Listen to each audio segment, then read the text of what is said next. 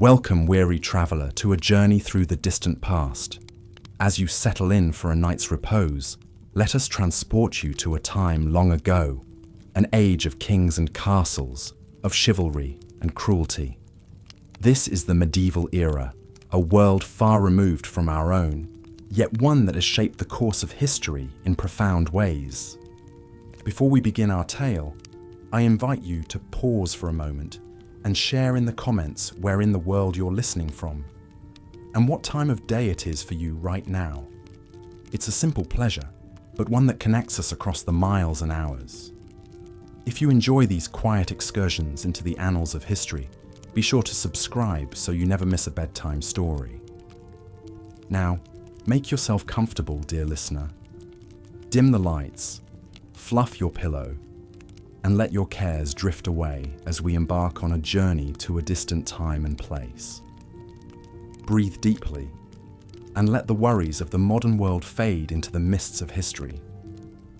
Tonight our story takes us to medieval Europe, a land of great beauty and great brutality.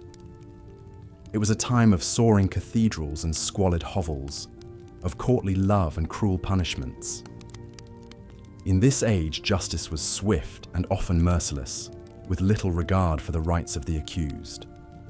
The concept of innocent until proven guilty was still centuries away, and the methods used to extract confessions were grim indeed. But before we delve into the darker chapters of medieval history, let us first set the scene.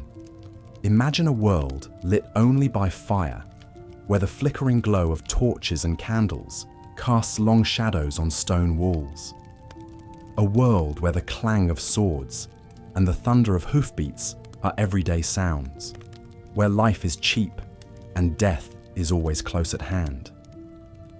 In this world, the social order was rigidly defined, with the nobility at the top and the peasantry at the bottom. The church wielded immense power, both spiritual and temporal, and to defy its edicts was to risk not only earthly punishment, but eternal damnation. It was a world of absolutes, where right and wrong were starkly defined, and where the wages of sin were all too often paid in blood. Against this backdrop, the mechanisms of justice took on a particularly brutal cast. Prisons as we know them today did not exist. Instead, the accused were held in dank dungeons, often in chains, until their fate was decided. Trials, when they occurred at all, were often little more than a formality, with the outcome predetermined by the whims of the powerful. And the punishments. The punishments. They were as varied as they were cruel, ranging from the merely humiliating to the utterly horrific.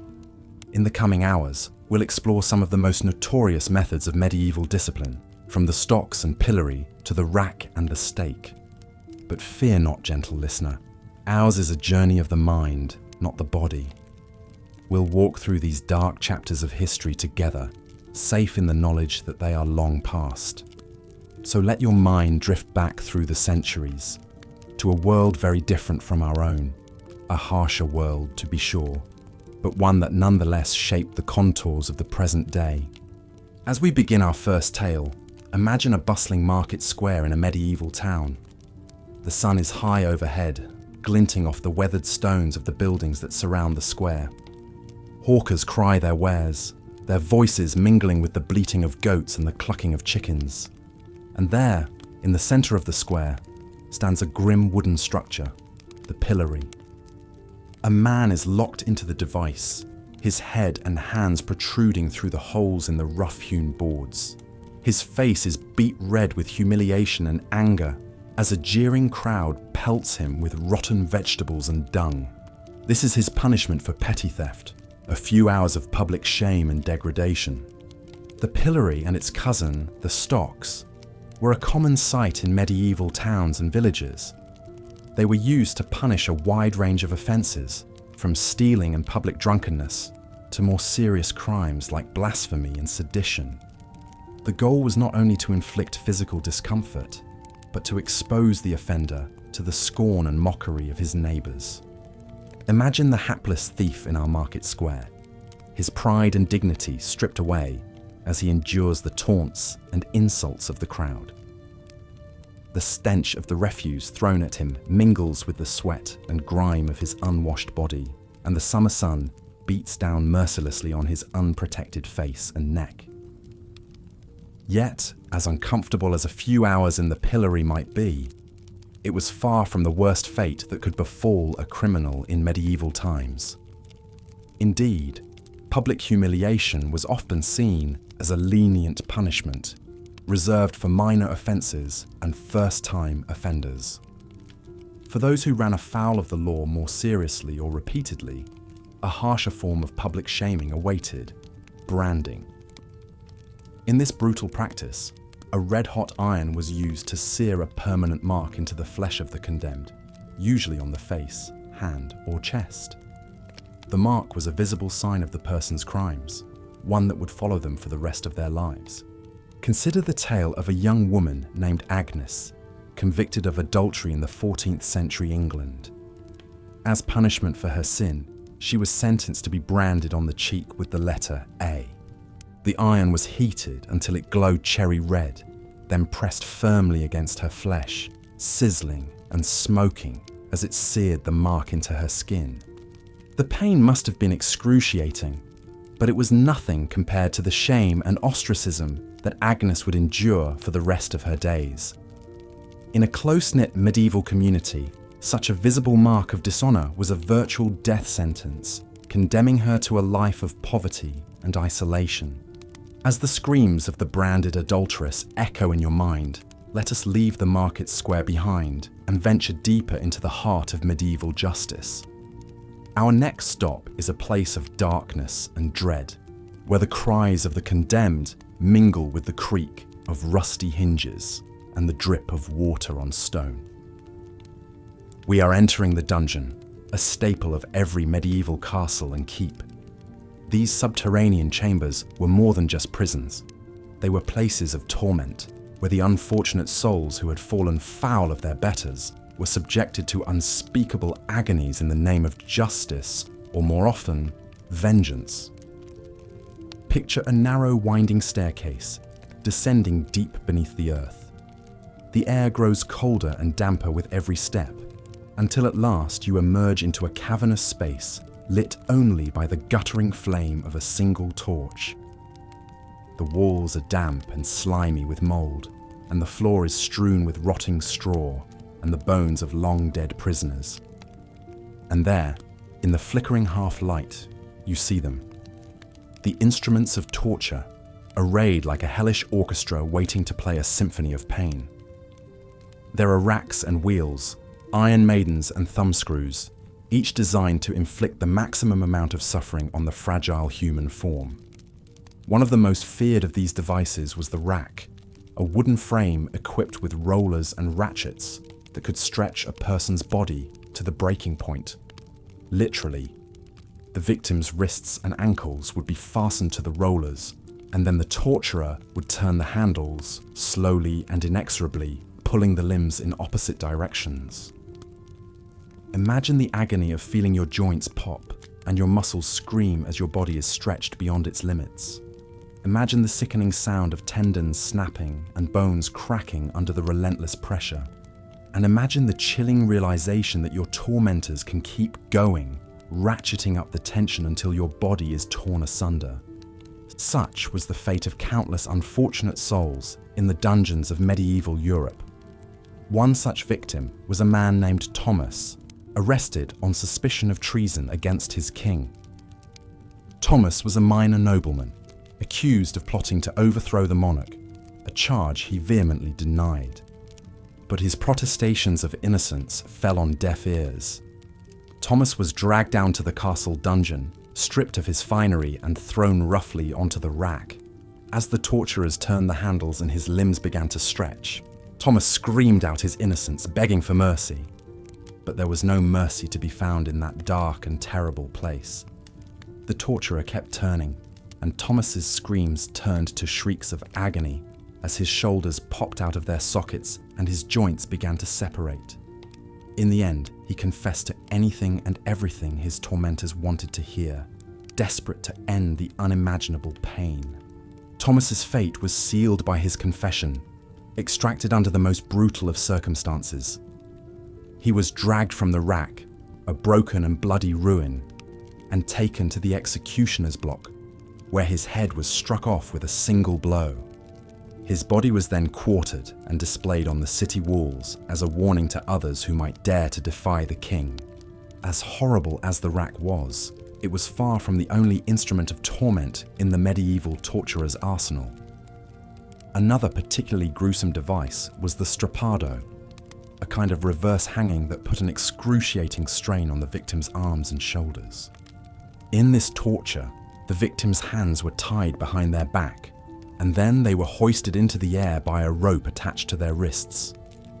The sudden jerk as they were lifted off the ground was enough to dislocate the shoulders, causing intense pain and making it nearly impossible to breathe. But the strappado was more than just a way to inflict pain. It was also used as a method of interrogation. As the victim dangled in agony, their tormentors would bombard them with questions, demanding confessions or information. The combination of pain and suffocation often proved too much to bear, and many a prisoner broke under the strain, babbling out whatever their interrogators wanted to hear. One particularly chilling account of the strappado comes from the memoirs of a 14th century Italian soldier named Giovanni. Captured by his enemies and accused of spying, Giovanni was subjected to repeated rounds of the strappado, each more agonizing than the last. In his own words, Giovanni describes the sensation of being hoisted into the air, his arms wrenched behind him at an impossible angle. He writes of the searing pain in his shoulders, the feeling of his muscles tearing and his bones grinding against each other. He speaks of the panic that set in as he struggled to breathe, his chest compressed by the weight of his own body. Through it all, Giovanni's captors hurled questions at him, demanding to know the location of his army's camp and the plans of his commanding officers. And though he held out as long as he could, in the end, the pain was too much to bear. With a choking sob, Giovanni betrayed his comrades, telling his tormentors everything they wanted to know. For his treachery, Giovanni was spared the worst of the punishments that awaited captured spies. But the memory of his ordeal in the strappado haunted him for the rest of his days, a reminder of the depths of human cruelty and the fragility of the human will. As the night wears on and your eyelids begin to droop, let us turn from the grim spectre of torture to the final, irrevocable punishment, death. In the medieval world, executions were a common sight, meted out for crimes ranging from theft and heresy to treason and murder. One of the most common methods of execution was also one of the simplest: beheading. Reserved primarily for nobles and those of high rank, beheading was seen as a relatively quick and merciful way to die, especially compared to some of the more gruesome alternatives. But even beheading could be botched, as the tragic tale of Mary, Queen of Scots, attests. Condemned to death for plotting against her cousin, Queen Elizabeth I of England, Mary faced her fate with regal composure, even making a joke as she laid her head on the block. "I have never had such grooms before to make me unready," she quipped, referring to the men who had helped her remove her outer garments. But Mary's composure was shattered when the executioner's first blow missed her neck entirely, striking the back of her head instead. Stunned and bleeding, Mary nevertheless remained conscious as the executioner readied himself for a second blow. This time, the axe found its mark, but only partially, becoming lodged in the Queen's neck. It took a third blow to finally sever Mary's head from her body, ending her life in a grisly and ignominious fashion. For those of lower rank, hanging was the usual method of execution. Crowds would gather to watch as the condemned were led to the gallows, their hands bound and their necks encircled by rough hemp rope. The executioner would place the noose around their neck, positioning the knot just so, and then, with a sharp tug, send them plummeting through the trapdoor to their death. In theory, a properly carried out hanging was supposed to result in a quick death by broken neck. But all too often, things did not go according to plan. Ropes could break, knots could slip, and instead of a swift end, the condemned would be left to strangle slowly, their bodies jerking and twitching in a grotesque dance of death. And then there were the truly horrific methods of execution, reserved for the worst of the worst, the heretics, the traitors, and the depraved.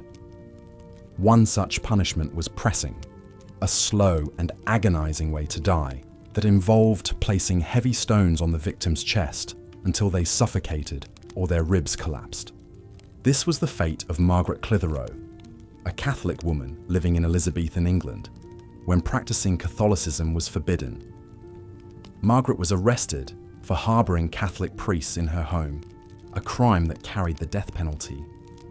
But Margaret refused to plead guilty or not guilty to the charges, knowing that doing so would implicate her children and servants in her crime. Instead, she remained silent, even as the judge ordered her to be pressed to death. The method of Margaret's execution was particularly cruel. She was stripped naked and laid on the ground, a sharp stone placed beneath her back. Then, a door was placed on top of her, and heavy stones were piled on top of it, one by one, until the weight crushed the life from her body. Through it all, Margaret remained silent, even as the stones ground into her flesh and her bones began to crack. Her last words, uttered as the weight of the stones bore down upon her, were a prayer. "Jesus, have mercy on me." Margaret's story is a tragic one, but it is also a testament to the power of faith and the endurance of the human spirit in the face of unimaginable suffering. And as we continue our journey through the dark annals of medieval punishment, we will encounter many more such tales of bravery and resilience in the face of cruelty and despair. But for now, dear listener, let us take a moment to rest and reflect. The hour is late, and the darkness presses in around us, heavy with the weight of centuries past. As you drift off to sleep, let your mind wander back to the grim dungeons and blood-soaked scaffolds of the medieval world, secure in the knowledge that those days are long gone, and that the sun will rise on a brighter, more just tomorrow. And when you wake, remember the tales we have told and the lessons they hold for us still. For though the world has changed much since the days of racks and Iron Maidens, the human capacity for cruelty and courage remains the same. It is up to us, in our own time, to choose which path we will follow, the path of brutality and fear, or the path of compassion and hope. But for now, dear listener, rest. Let the soft embrace of slumber enfold you, and dream of a world where justice is tempered with mercy, and where the light of reason shines bright against the darkness of ignorance and fear. Good night and pleasant dreams. Let us now turn to some of the most notorious executions in medieval history, those that aim to prolong the victim's agony as long as possible before finally granting them the mercy of death. Perhaps the most iconic of these is burning at the stake. The image of a condemned heretic or witch tied to a wooden post, consumed by hungry flames, has been seared into the collective imagination through countless depictions in art, literature, and film. But the grim reality was even worse than anything celluloid could conjure. The convicted prisoner would be led out to the town square, where a pyre had been erected. Bundles of dry firewood were stacked high, with a sturdy stake driven into the center. The victim's hands were bound behind them, and they were tied securely to the post, so there could be no hope of escape. Imagine the scene. A jeering crowd gathered to watch the spectacle, their faces flickering red and orange in the firelight. The wood is set alight, and the kindling quickly catches, sending tendrils of black smoke curling into the evening sky. The fire licks higher, crackling and spitting, until it fully envelops the helpless figure at its heart. Depending on the direction of the wind and the moisture in the wood, death could be mercifully quick. Smoke inhalation, rendering the victim unconscious before the flames truly began their terrible work. More often, though, it was an agonizingly protracted affair. A slow roasting, flesh blackening and peeling away to expose the raw muscle beneath, eyeballs bursting in the heat, fluids boiling and evaporating until finally, mercifully, the heart ceased its frantic beating.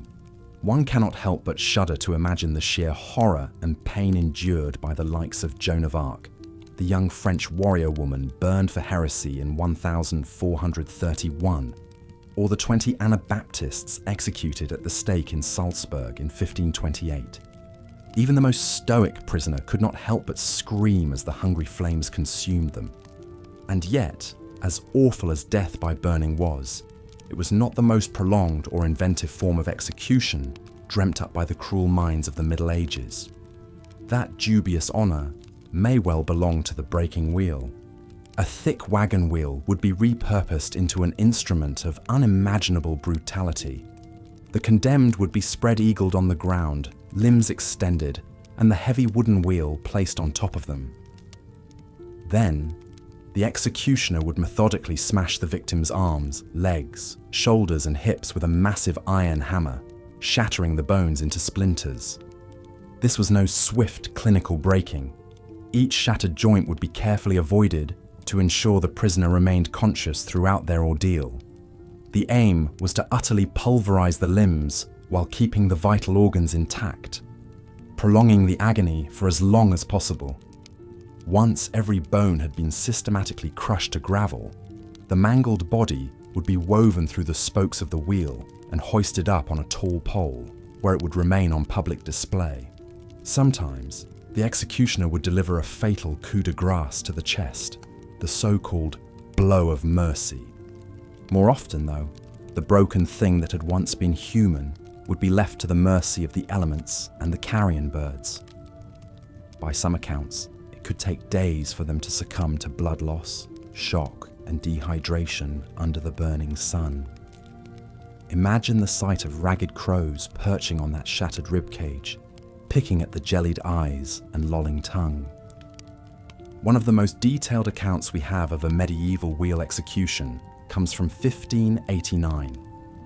A notorious gang leader named Chrisman Ganipatenga was captured after years of banditry. Broken on the wheel in the town square of Bedburg, Germany, his ghastly remains were mounted on a pole along a major road as a grim warning to other would-be highwaymen. Such public executions served as a form of dark theatre in medieval times, a reminder of the price to pay for crossing those in power. But not every felon was granted the twisted mercy of a public send-off. For some, death would come far from the eyes of the crowd, but no less gruesomely. Deep in the bowels of the castle dungeon, a cauldron bubbles over a roaring fire. Foul-smelling steam wafts up from its churning depths. A stripped prisoner, hands bound, is led to the edge by grim-faced torturers. Perhaps he shudders in the dank chill. Perhaps he whimpers a last desperate plea for clemency. It will avail him naught. With rough hands, he is grasped and lifted over the lip of that terrible vat. Its contents are not water, but molten lead, boiling oil, or even burning pitch. He has only a moment to draw a final breath before he is plunged down into the scalding soup and held under, thrashing and writhing. The searing agony is unimaginable as the boiling liquid closes over him, forcing its way into eyes, nostrils, mouths, sizzling through hair and skin. Blisters erupt instantly, flesh sloughing off in pale strips to float on the surface. Trapped screams bubble up in the royal, unheard by any except the hardened executioners. Death is not instantaneous even now. It takes long minutes before the jerking and twitching ceases, before the prisoner's nerves are seared away and their brain finally boils in its skull. Only when the corpse is utterly still do the torturers draw it out with long metal hooks, unrecognizable, steam rising from the reddened ruin. While not as common as burning or breaking, boiling alive was a fate reserved for criminals, counterfeiters, and coin forgers in much of Europe.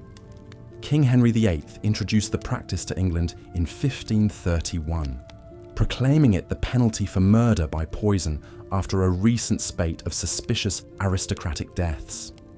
It is difficult to fathom the sheer depths of cruelty and sadism plumbed by the medieval mind in devising such punishments. But perhaps no method of execution quite exemplifies the dark ingenuity and ruthless brutality of the age as that inflicted upon the most hated and notorious traitors: hanging, drawing, and quartering. To our modern ears, it sounds almost absurd in its Baroque excess, an execution so elaborate and convoluted it defies belief. Yet this ritual butchery was enshrined in English law from the 13th century all the way up until 1867. The condemned man would first be tied to a hurdle, or wooden frame, and drawn by horse to the site of execution, usually a major crossroads or public square for maximum visibility. He was then hanged by the neck, but cut down and revived before the fatal asphyxiation could occur. Thus began an ordeal of such grotesque and unthinkable savagery, it is difficult to conceive of the minds that birthed it. The half-strangled traitor was stripped naked and splayed out before the bloodthirsty crowd.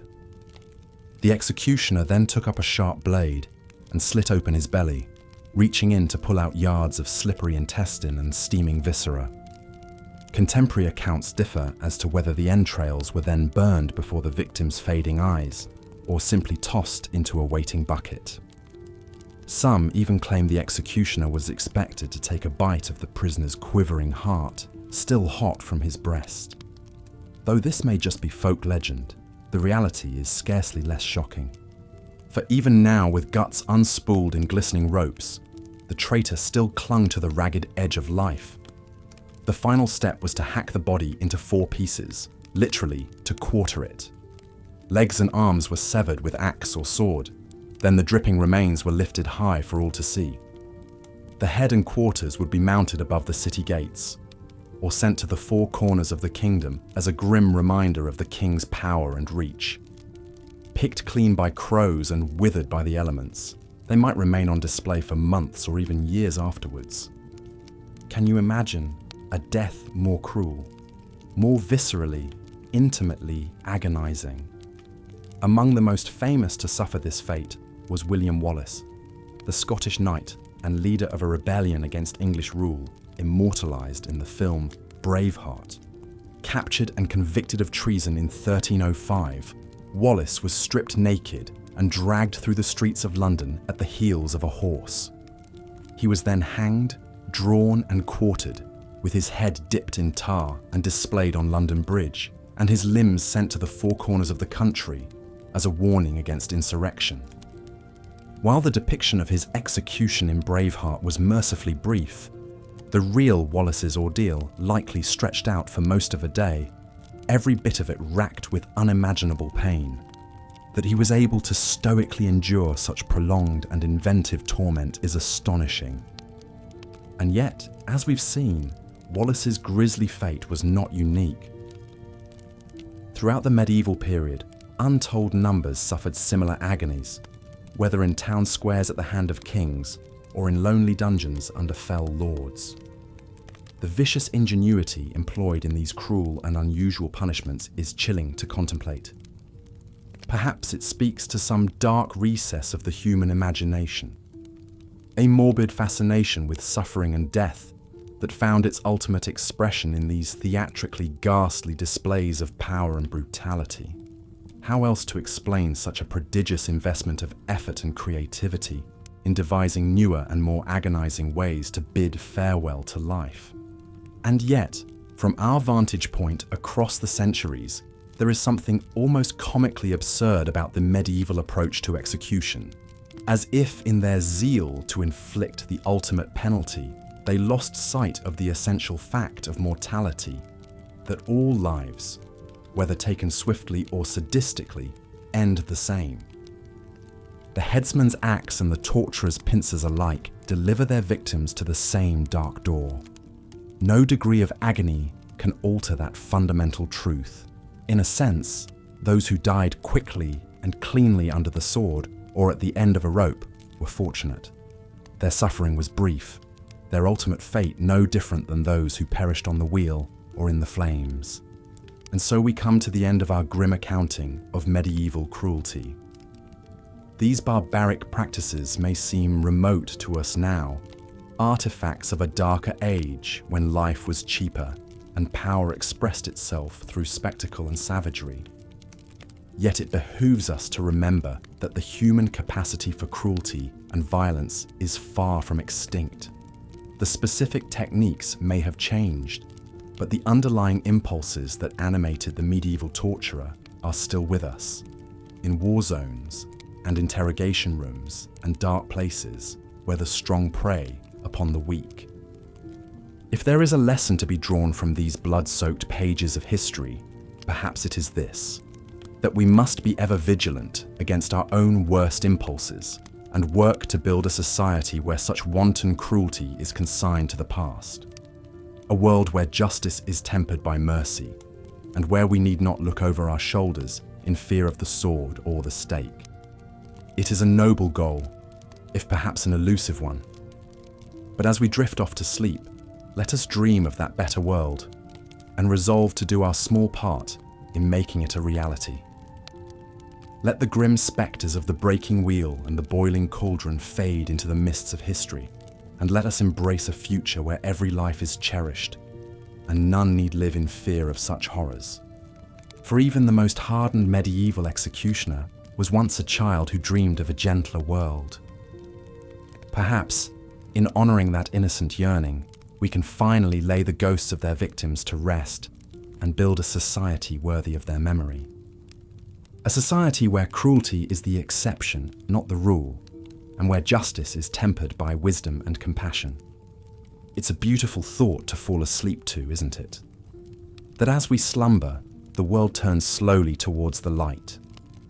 That with each generation, we move further from the shadow of the dungeon and the pyre, and closer to a world where every life is sacred. So let us bid goodnight to the spectres of history, secure in the knowledge that their suffering was not in vain. That by remembering their fates, we honour their lives and recommit ourselves to building a world where such horrors are but a fading nightmare, banished by the dawning of a brighter day. Sleep well, dear listener, and dream of a kinder, gentler world to come. As we've seen, the medieval period was an era of harsh justice and brutal punishments. Public humiliation, torture, and gruesome executions were all too common, striking fear into the hearts of would-be criminals and the general populace alike. One notorious method of execution that combined slow, agonizing death with public spectacle was being hanged, drawn, and quartered. This punishment was reserved for the most serious crime, high treason against the king. The appalling process began with the condemned being tied to a wooden hurdle and dragged by a horse to the place of execution, often over rough cobblestones that would leave them bruised and bloodied before they even reached the gallows. Once there, the victim would be hanged by the neck, but cut down while still alive. Then the real brutality began. The executioner would slice open their abdomen and cut out their entrails and genitals, tossing them into a fire. The crowd would watch in morbid fascination as the prisoners' organs burned and they slowly died from shock and blood loss. But it wasn't over yet. Finally, their body would be cut into quarters, chopped apart with an axe. The head and quarters would often be sent to various parts of the country to be displayed as a warning against treason. Few who suffered this atrocious fate are as famous as William Wallace, the Scottish rebel leader portrayed by Mel Gibson in the film Braveheart. Wallace was a thorn in the side of English rule, leading a resistance against their occupation of Scotland in the late 13th century. After waging guerrilla warfare for years, Wallace was finally captured and brought to London to face the wrath of King Edward I. Defiant to the end, Wallace refused to swear fealty to the English king and submit to his authority over Scotland. For this, he was condemned as a traitor to be hanged, drawn, and quartered. In August 1305, Wallace was dragged through the streets of London to the Elms at Smithfield. There, he was hanged but cut down while still breathing. As he lay dazed, his abdomen was sliced open and his entrails pulled out before his eyes. They were burned in a fire as Wallace supposedly uttered his last words: "I could not be a traitor to Edward, for I was never his subject." With his intestines smouldering, Wallace finally expired. His body was then hacked into 4 pieces. His preserved head was impaled on a spike and displayed at London Bridge, while his limbs were sent to Newcastle, Berwick, Stirling, and Perth as a warning to other Scots.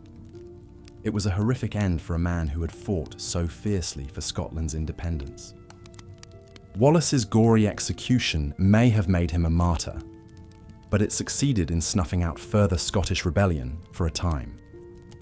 However, the brutality of his death, even by medieval standards, reveals the true cruelty of the era's justice system. In an age before more humane capital punishment methods like the guillotine, being hanged, drawn, and quartered was perhaps the most agonizing, degrading way to die. As the 14th century dawned, such savagery would gradually decline in favor of swifter executions. Hanging until dead became the default over the prolonged suffering of drawing and quartering.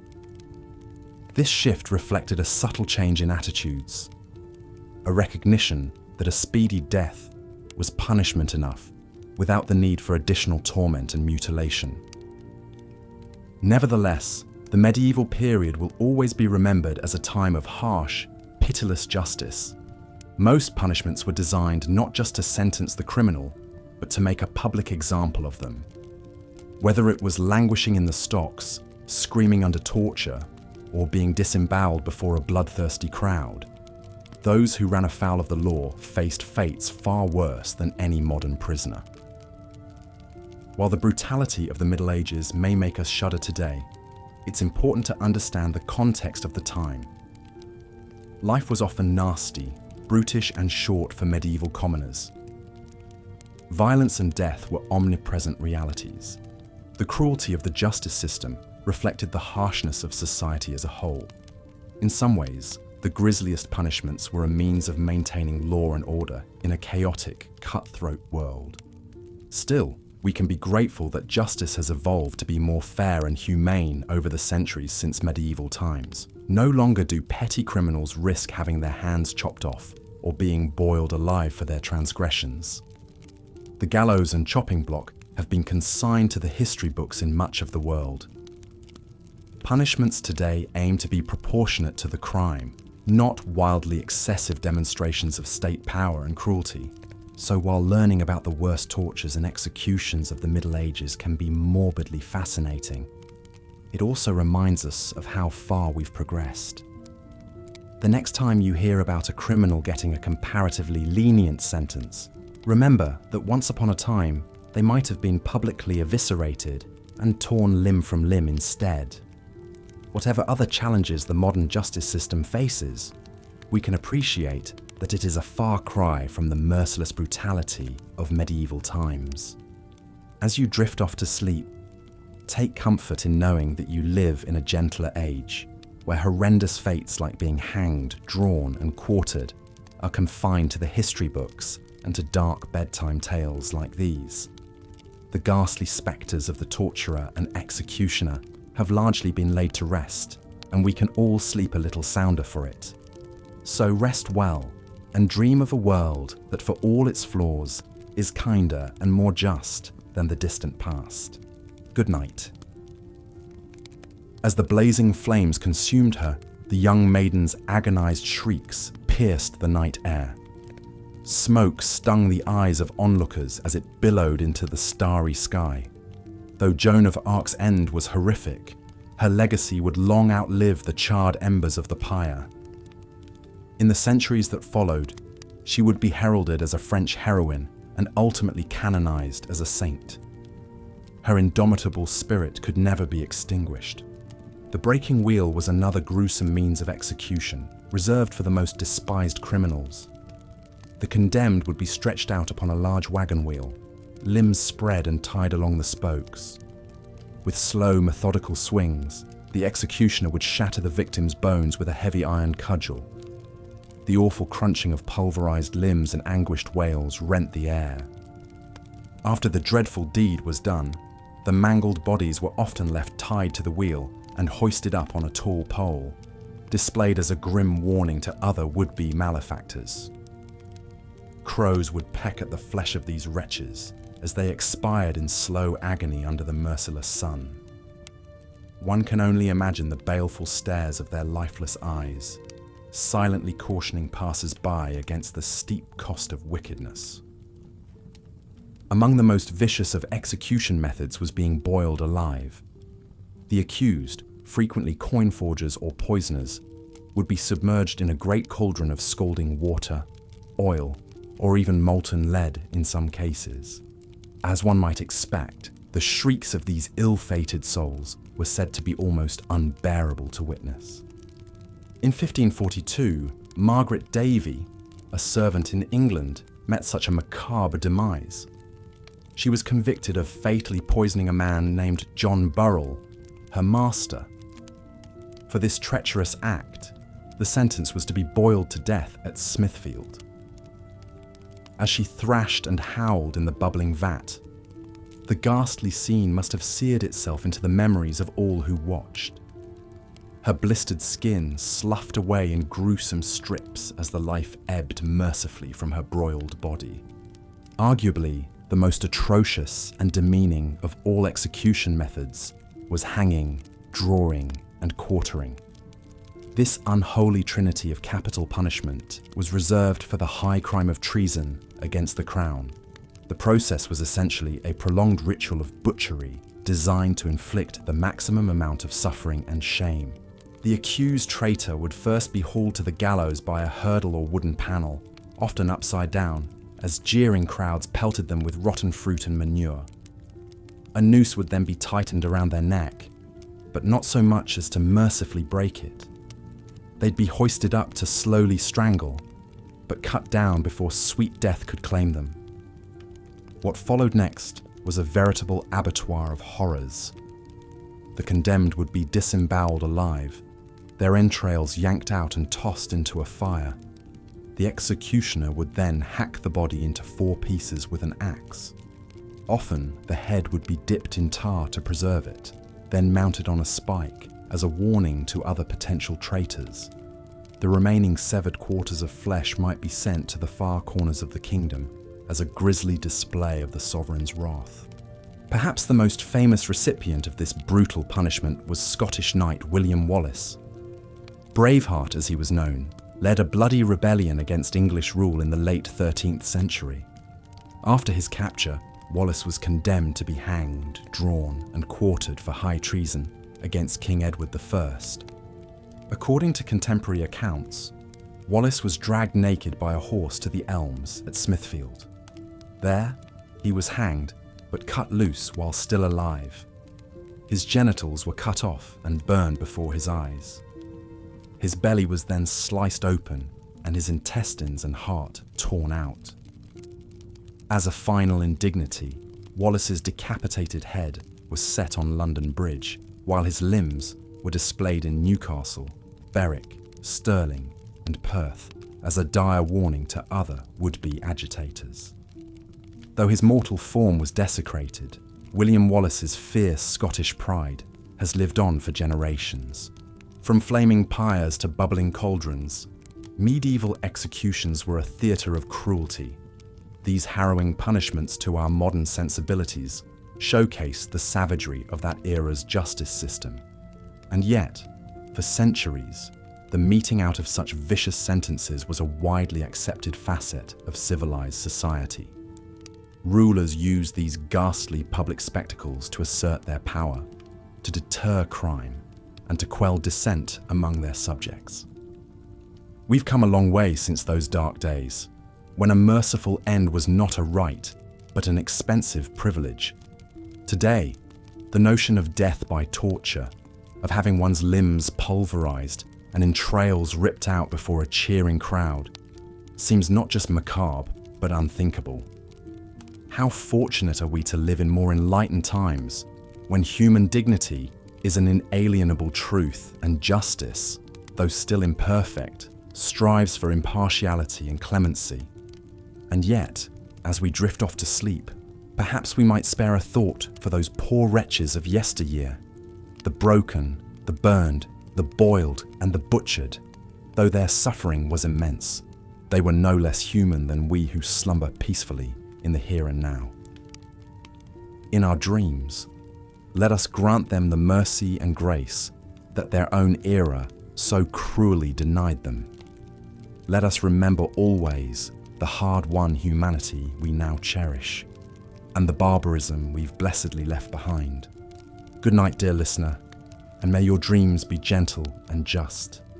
For though the arc of history is long, it bends ever towards kindness and light. In that comforting thought, let us find our rest, sleep well, until the morrow comes. As the gruesome spectacle of William Wallace's execution fades into history, we turn now to consider the broader tapestry of medieval justice. These ghastly punishments, as horrific as they seem to modern sensibilities, were all too commonplace in an age when brutality was the norm and human life was often held in little regard. For the ruling classes of medieval Europe, torture and execution served as both a means of maintaining order and a form of grim entertainment. Noble lords and ladies would gather to watch the suffering of the condemned, sipping wine and gossiping as if attending a sporting event. The elaborate rituals of public execution, with processions through town squares and staged displays of agony, functioned as a kind of grisly theatre for the masses. But not all victims of medieval justice were common criminals or political dissidents. In an era of religious fervour and superstition, accusations of heresy and witchcraft ran rampant. Across Europe, the flames of the Inquisition blazed as alleged practitioners of the dark arts were rounded up and subjected to brutal interrogation. One of the most infamous cases was that of the Knights Templar, a powerful Catholic military order that fell from grace in spectacular fashion. In 1307, King Philip IV of France, deeply indebted to the wealthy Templars, ordered the arrest of their leaders on charges of heresy, blasphemy, and homosexuality. Under torture, many of the knights confessed to spitting on the cross and worshipping a demonic idol named Baphomet. The Templars' Grand Master, Jacques de Molay, initially admitted to these charges after being stretched on the rack, but later recanted his confession. Enraged, King Philip had him slow roasted over a fire in front of the Notre Dame Cathedral in Paris. As the flames consumed his flesh, de Molay reportedly cried out a curse on the king and Pope Clement V, summoning them to face divine judgment within a year. Eerily, both men would be dead before the year was out. The grim fate of the Templars highlights the entanglement of politics, religion, and sadism that characterize much of medieval justice. In an age of absolute monarchs and powerful clergy, charges of treason and heresy were often used as a pretext to eliminate rivals and seize assets. The machinery of torture and execution became a tool for cementing the power of the ruling elites. Yet, even as we recoil at the cruelty of these practices, it's important to recognize the historical context in which they arose. Life in the Middle Ages was often brutish and short, with violence and suffering an inescapable reality for much of the population. In a world beset by war, famine, and plague, the harsh punishments meted out by the authorities may have seemed a necessary bulwark against chaos and anarchy. Moreover, concepts of individual rights and due process were still centuries away from being enshrined in law. The idea that every person accused of a crime deserved a fair trial and freedom from torture would have seemed utterly foreign to the medieval mind. Justice was swift, merciless, and often arbitrary, with the whims of lords and bishops carrying the force of law. As the Middle Ages gave way to the Renaissance and Enlightenment, however, attitudes began to shift. Thinkers like Voltaire and Beccaria argued for a more humane and rational approach to justice, one that respected the inherent dignity of the individual. Slowly but surely, the worst excesses of medieval punishment began to fade into history. Today, we look back on the torture chambers and execution squares of the Middle Ages with a sense of horror and revulsion, and yet, the legacy of those dark times is still with us in many ways. The use of torture as an instrument of state power persisted well into the modern era, from the dungeons of totalitarian regimes to the waterboarding of terror suspects in the 21st century. Even in nominally democratic societies, the machinery of justice can still be wielded as a weapon against the powerless and marginalized. The disproportionate incarceration and capital punishment of racial minorities, the abuse of prisoners in sprawling jail complexes, the denial of due process to enemy combatants, all echo the cruel logic of the medieval world. As we drift off to sleep, let us reflect on these uncomfortable truths and resolve to build a future animated by mercy, compassion, and human rights. For only by confronting the darkness of our past can we hope to forge a brighter dawn. The noble dream of a society governed by justice rather than brutality is one that still eludes us, but it is a dream worth fighting for, now and in all the ages to come. So let us bid goodnight to the haunted spectres of the Middle Ages, secure in the knowledge that their ghostly chains need not bind us forever. In the soft embrace of slumber, we can imagine a world where cruelty is banished and every human life is cherished as sacred. A world where the only confinement is the cozy confines of our bedchambers, and the only sentence is a long and restful night's repose. Sleep well, dear listener, and dream of better days to come. For though the arc of history is long, it bends ever towards justice, and the dawn will break anew each morning, washing away the blood and tears of yesteryear. In this great turning of the ages, you too have a role to play, if only to bear witness, to remember and to hope. Good night, and may your dreams be gentle. As we've seen, the breaking wheel was a particularly grim and gruesome medieval execution method reserved for the most hated criminals. The condemned would be tied spread-eagled to a large wooden wagon wheel, their limbs stretched out along the spokes. The executioner would then use a heavy iron hammer or bar to methodically smash the victim's bones, starting with the ankles and wrists and working inward. Each sickening crunch of splintering bone would be accompanied by the agonized screams of the condemned echoing through the town square. Shock and blood loss mercifully brought unconsciousness for some, while others endured the excruciating ordeal to the bitter end. With limbs shattered, the broken bodies were woven through the spokes of the wheel and hoisted up on a tall pole, left on grotesque display as a warning to other would-be criminals. One of the most famous cases of this macabre practice was the execution of Peter Stump in 1589. Stump was a German farmer accused of being a serial killer and werewolf who preyed on the villagers of Bedburg. Under torture, he confessed to murdering and cannibalizing 14 children, including his own son, as well as practicing black magic and cavorting with a succubus. His execution was as brutal as his alleged crimes. Flesh was torn from his body with red-hot pincers before he was strapped to a breaking wheel. Stump's limbs were systematically pulverized, but he remained conscious throughout, wailing in agony until an executioner finally beheaded him with a merciful stroke of the axe. His mangled corpse was burned at the stake, along with his daughter and mistress, who were deemed accomplices in his sorcery. While modern scholars question the legitimacy of Stump's confessions and the fairness of his trial, his ghastly fate upon the breaking wheel became an enduring part of werewolf lore and German folklore.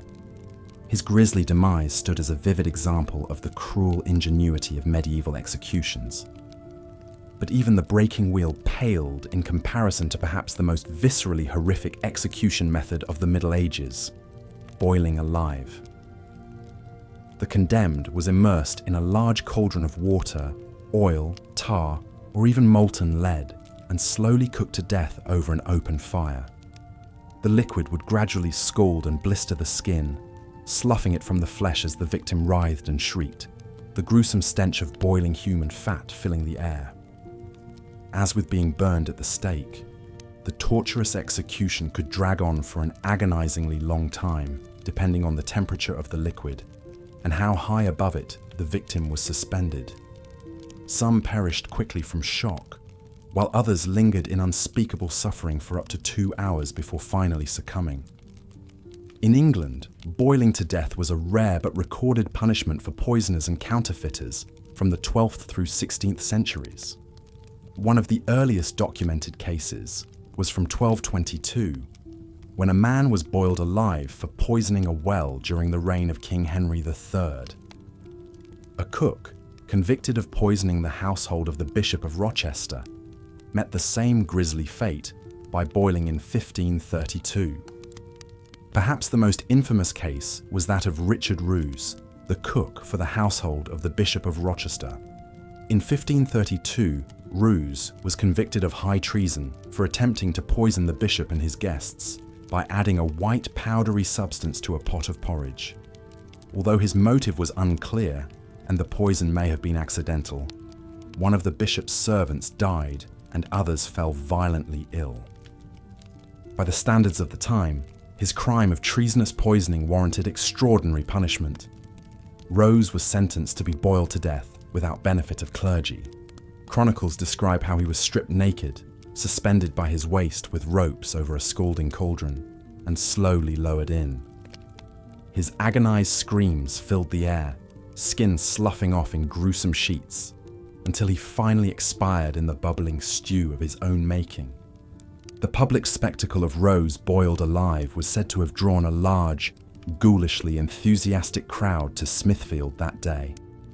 But it also marked the last time a criminal was boiled to death in England.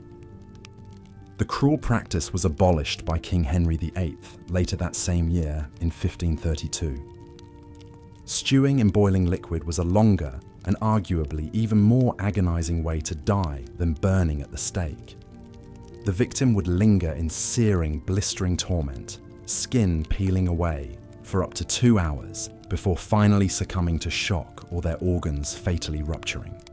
The psychological dread, knowing there was nothing to do but wait in anguish for the end, must have been equally unimaginable. So ended the brief but horrific era of boiling alive in England. While only a few unfortunates met this grisly fate, their suffering was said to be among the worst of the already barbaric standards of medieval execution.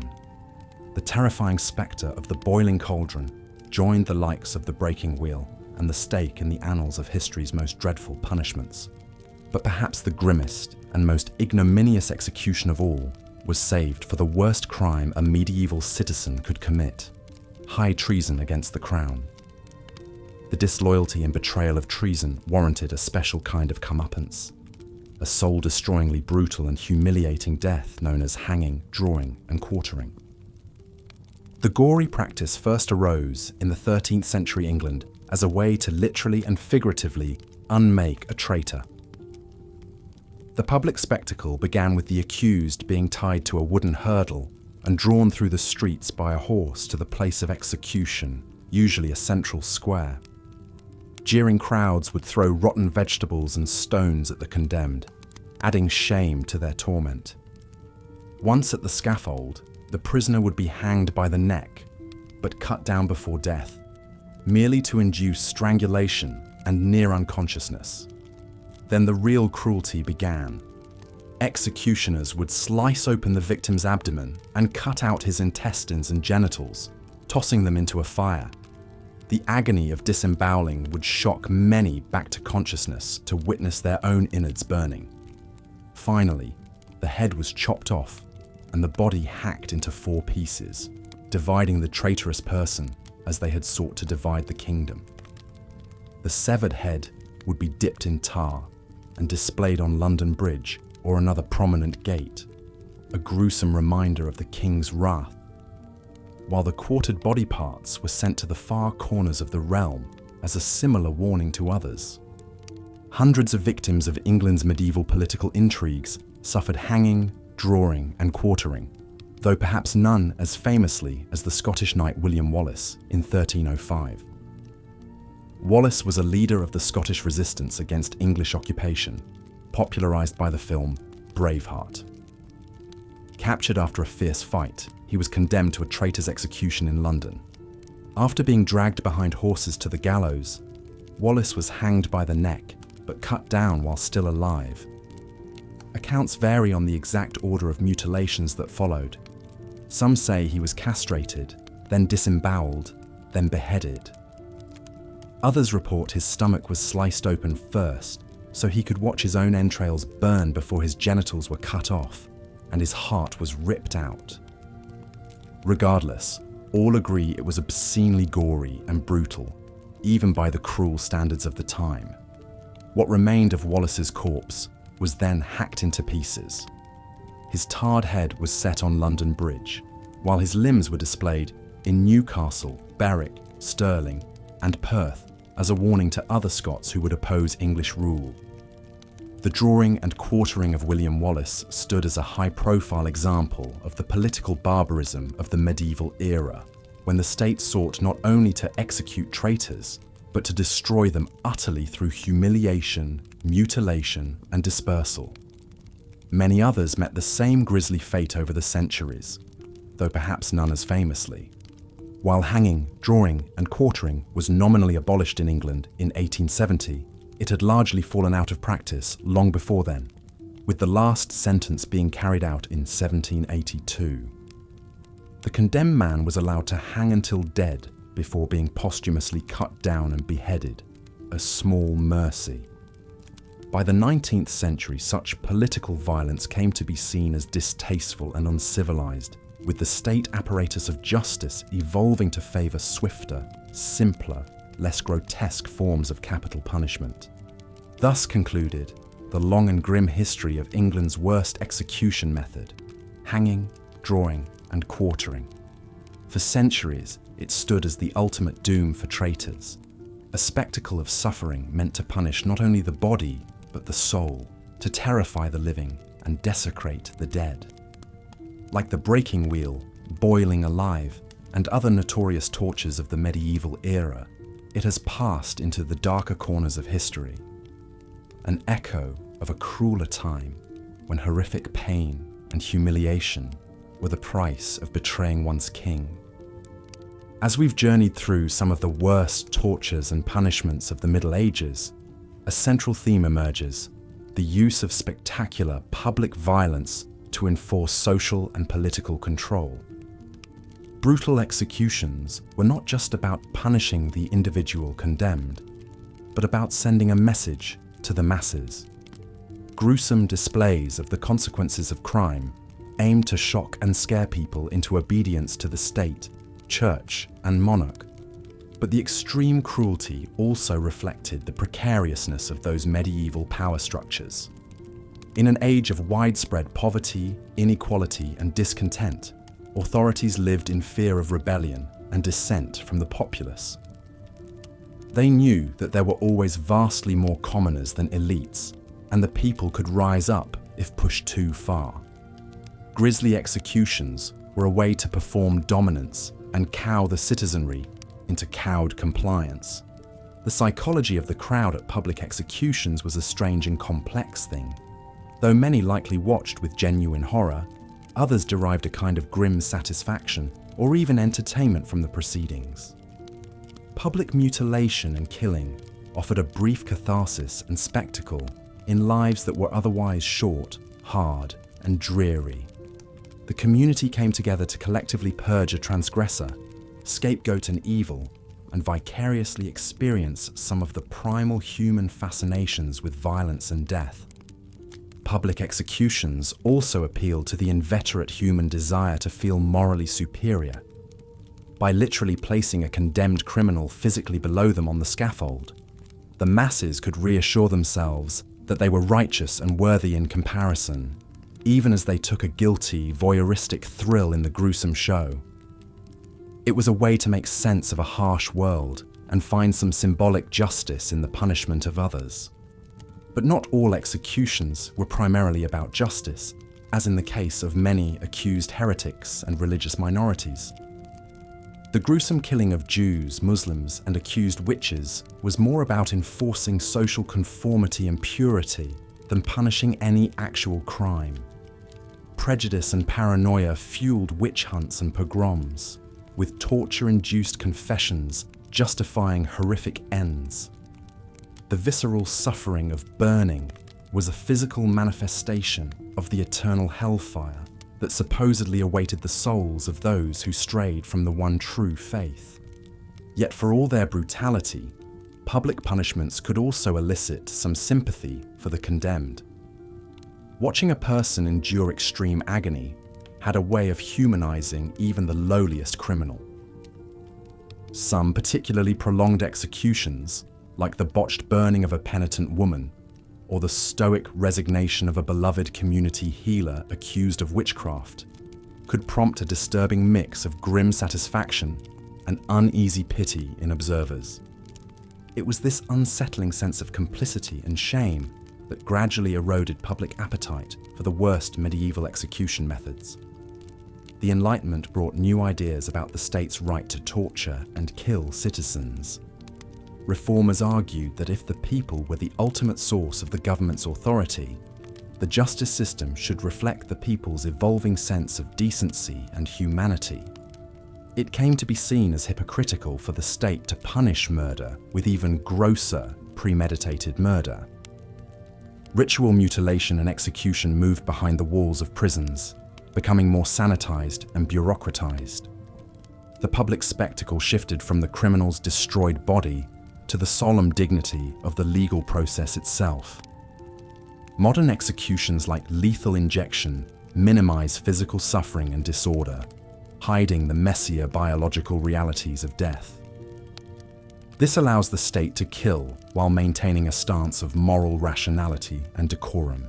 There is a cold, clinical detachment to modern capital punishment that stands in contrast to the visceral gore and clamor of the medieval gallows and scaffold. We have come a long way from the days when a convict's entrails were ripped out and waved in his face before a cheering crowd. Yet we still grapple with many of the same fundamental questions about crime, punishment, and the right of the state to kill in the name of justice. Our sanitized executions behind prison walls may spare us the messy brutality of the past, but they can also allow us to avoid reckoning with the full gravity and enormity of the act. In a way, the sheer honest horror of medieval punishments forced society to confront the human costs of harsh justice in all its blood and agony. A burning or beheading was impossible to ignore, and its memory seared itself into the minds of all who witnessed it. So perhaps there is some value and necessity in revisiting these dark chapters of history, not to revel in the gore and suffering, but to remember the human capacity for both cruelty and endurance in the face of it. The tortured bodies and souls of the Middle Ages still have something to teach us about the ongoing quest to balance justice, morality, and power in our imperfect human societies. These dreadful torments may be consigned to history, but their echoes linger in our cultural consciousness and our continuing debates over crime and punishment. We are not so far removed from the medieval executioner's scaffold as we might like to believe. But in remembering the very worst of what we once inflicted on each other, we can renew our resolve to build a future of greater wisdom, mercy, and light. As we've seen, the medieval period was a time of harsh justice and brutal punishments. Even minor crimes could result in severe consequences, and those deemed the worst offenders faced unimaginably cruel fates. Public humiliation, torture, and execution were all too common in an age when life was often nasty, brutish, and short. One of the most influential figures in shaping medieval justice was King Henry II of England. Born in 1133, Henry was a powerful and ambitious monarch who sought to strengthen royal authority and establish a more centralized system of law. He introduced a number of key legal reforms, including the use of trial by jury and the appointment of professional judges to oversee cases. Henry's reforms laid the foundation for English common law, which would go on to shape legal systems around the world. However, his legacy is not without controversy. Like many medieval rulers, Henry could be ruthless in dealing with those who opposed him. In 1170, he famously clashed with Thomas Becket, the Archbishop of Canterbury, over the rights and privileges of the Church. According to contemporary accounts, an enraged Henry uttered words that were interpreted as a command to kill Becket. 4 knights, loyal to the king, rode to Canterbury Cathedral, where they brutally murdered the Archbishop as he prayed at the altar. Becket's martyrdom sent shockwaves through medieval Europe and left a lasting stain on Henry's reputation. As penance for his role in Becket's death, Henry was forced to perform a public act of humiliation. In 1174, he walked barefoot through the streets of Canterbury while being flogged by a group of monks. This act of contrition may seem extreme by modern standards, but it reflects the pervasive religiosity of the age and the belief in the power of public penitence. Of course, not all punishments in medieval times were quite so high profile. For most ordinary people, the reality of justice was far more mundane, though no less brutal. Petty criminals and social outcasts were often subjected to a range of public humiliations designed to shame and ostracize them from the community. Imagine, if you will, a young man named Thomas, a peasant living in a small English village in the 13th century. Thomas has been caught stealing a loaf of bread from the local baker, a crime driven by hunger and desperation. As punishment, he is sentenced to a day in the stocks, a wooden device that restrains the hands and feet, leaving the offender vulnerable to public ridicule. Picture Thomas as he is led out into the village square, his head and hands locked into the heavy wooden frame. A jeering crowd gathers around him, armed with rotten fruit and vegetables, mud and even stones. For hours, Thomas endures a barrage of filth and abuse, his face and clothes spattered with the foul-smelling detritus. As the sun begins to set, Thomas is finally released from the stocks, his limbs aching and his spirit broken. He slouches off towards home, the taunts and laughter of the crowd still ringing in his ears. For a simple act of theft, he has been subjected to a brutal and humiliating ordeal, one that will mark him as a social pariah for years to come. Thomas's story is a fictional one, but it reflects the grim realities faced by countless ordinary people in medieval times. For those on the margins of society, even a minor transgression could result in severe and lasting punishment. In a world where starvation and deprivation were commonplace, the theft of a loaf of bread could be seen as a serious crime against the social order. But public humiliation was just one of many cruel punishments inflicted in the name of justice. In the shadowy corners of medieval dungeons and torture chambers, even more horrific fates awaited those accused of more serious offences.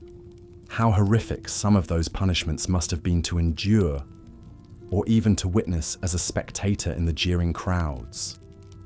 We've covered some of the most grisly and cruel fates that could befall the condemned in medieval times, from the agonizing hours of being broken on the wheel, to the terrifying walk to meet the headsman's axe or burning pyre.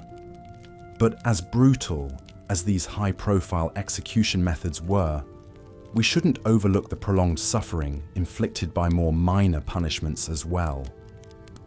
Devices like the stocks and pillories may not have killed their occupants, but they subjected them to deep shame and disgrace, a punishment that could linger long after the rotten vegetables were washed off. Imagine for a moment the life of a petty thief in a medieval town, caught stealing a loaf of bread to feed his starving family. He's dragged before the local magistrate and sentenced to a day in the stocks. As the rough wooden planks close around his wrists and ankles, he's utterly helpless, unable to hide his face or flee from the angry mob that soon surrounds him. For hours, he endures a hail of insults, rotten food, and even rocks and waste hurled by the pent-up citizens, unleashing their disdain. The putrid stench of spoiled produce mingles with his own sweat, tears, and filth. Though his body may leave the stocks after a day, the shame and humiliation brand him more permanently than even the marks of a hot iron. He'll carry this disgrace like a scarlet letter. And of course, those hot iron brands were all too real for many unfortunates. The story of Hester Prynne and her Scarlet A may be fictional, but the practice of marking adulterers, thieves, and other undesirables with searing metal was very much a fact. One can only imagine the agony as the glowing iron bit into tender flesh, sizzling and scorching the skin. The acrid scent of burning meat, the tortured screams, the struggle to hold still lest the brand blur and require a second application. And after the physical pain receded to a dull, persistent throb, the victim would still be left with an unmistakable badge of ignominy. How excruciating to go through life with your worst mistake or lowest moment literally burned into your skin for all to see and judge. In a time when one's honor and reputation meant everything, a brand was almost a fate worse than death. Speaking of fates worse than death, the mere mention of medieval torture chambers is enough to send a shiver down one's spine. The stuff of nightmares and modern horror movies, these dank, shadowy dungeons, were all too real for the poor souls unfortunate enough to find themselves imprisoned there. The squalid stone walls, damp with mold and moss, would echo with the anguished cries of those suffering unimaginable agonies within. Rusting iron cages suspended from the ceiling, ominous wooden racks with leather straps to stretch out limbs, even Iron Maidens lined with vicious spikes. All would have been common sights in the medieval torturer's toolkit. One of the most dreaded devices was the infamous rack. Imagine being led into the clammy chamber, trembling with terror as the leather cuffs are fastened around your wrists and ankles. You stare up at the thick wooden rollers, knowing that with each turn, your limbs will be stretched farther and farther apart. Sinews strain, tendons pop, joints crackle and threaten to dislocate as the splintering pain builds. How long could you hold out against such torment? How long before you're compelled to confess to whatever accusations your tormentors level against you, true or not? The tragic case of Anne Askew comes to mind. Put on the rack for her Protestant beliefs under the reign of Henry VIII, this young woman refused to name others who shared her faith. Her limbs were stretched until her hips and knees were torn from their sockets, yet still she did not yield. Her incredible fortitude may have sealed her fate of burning at the stake as an unrepentant heretic. Sometimes, the confessions, tortured out of victims on the rack or under other brutal methods, led them straight to the executioner's block. In an era when justice was often harsh and evidence was flimsy, false confessions were all too common. The rack in particular had a notorious reputation for compelling the accused to admit to anything, simply to stop the unbearable pain. Once a confession was obtained, regardless of its veracity, the prisoner's fate was usually sealed. A public execution awaited, whether by the relatively quick and merciful method of beheading, or by slower, more agonizing means, meant to inflict maximum suffering and send a message to other would-be criminals. For those of noble birth or high status, the sword or axe was the usual implement of execution. In theory, decapitation was a fast death, with one swift stroke severing head from body. But the gruesome reality didn't always align with that ideal. Take the tragic case of Mary, Queen of Scots. Condemned to death for plotting against her cousin Queen Elizabeth I, Mary faced the block with renowned poise and dignity. Clothed in a vibrant red gown to conceal any blood, she calmly recited prayers in Latin as she knelt and placed her head on the stump. What should have been a solemn and quick death turned into a grisly spectacle as the executioner's first strike missed her neck and struck the back of her head. A shocked gasp rippled through the crowd. The second blow severed most of her neck, but still failed to fully decapitate. Only with a third strike could the axeman finally hack through the last sinews and gristle. As he lifted the severed head to the crowd, Mary's pained expression and lips, still mouthing silent prayers, bore witness to a botched and excruciating end unfit for a queen. For commoners, hanging was a far more typical sentence, and one that usually went more according to plan, albeit no less gruesomely. The condemned would be led up to a tall wooden gallows, hands bound, a rough hemp rope noose draped heavily around their neck. A hooded executioner, a priest intoning last rites, and a gathered crowd of stern-faced witnesses set a somber scene. The trapdoor would drop open with a rattle of hinges, plunging the condemned through to dangle at the end of the rope. If the fall was long enough and the noose positioned just right, death would come quickly as the neck snapped. More often, though, the victim would kick and struggle in a macabre dance, slowly strangling to death with bulging eyes and a protruding tongue as the minutes dragged by. The crowd watched solemnly until the twitching stilled, and it was clear the deed was done. Death by hanging, the ignoble end of thieves, brigands, and peasant rabble. Pressing or crushing was another grim way to go, and one reserved for some very specific offences. Those who refused to enter a plea at their trial could be subjected to pain-fraught et dure, hard and forceful punishment, to compel them to speak. The accused would be laid on their back, naked, with a heavy board placed across their chest. Then, weights or stones would be piled on one by one, slowly constricting their breathing as the tremendous pressure mounted.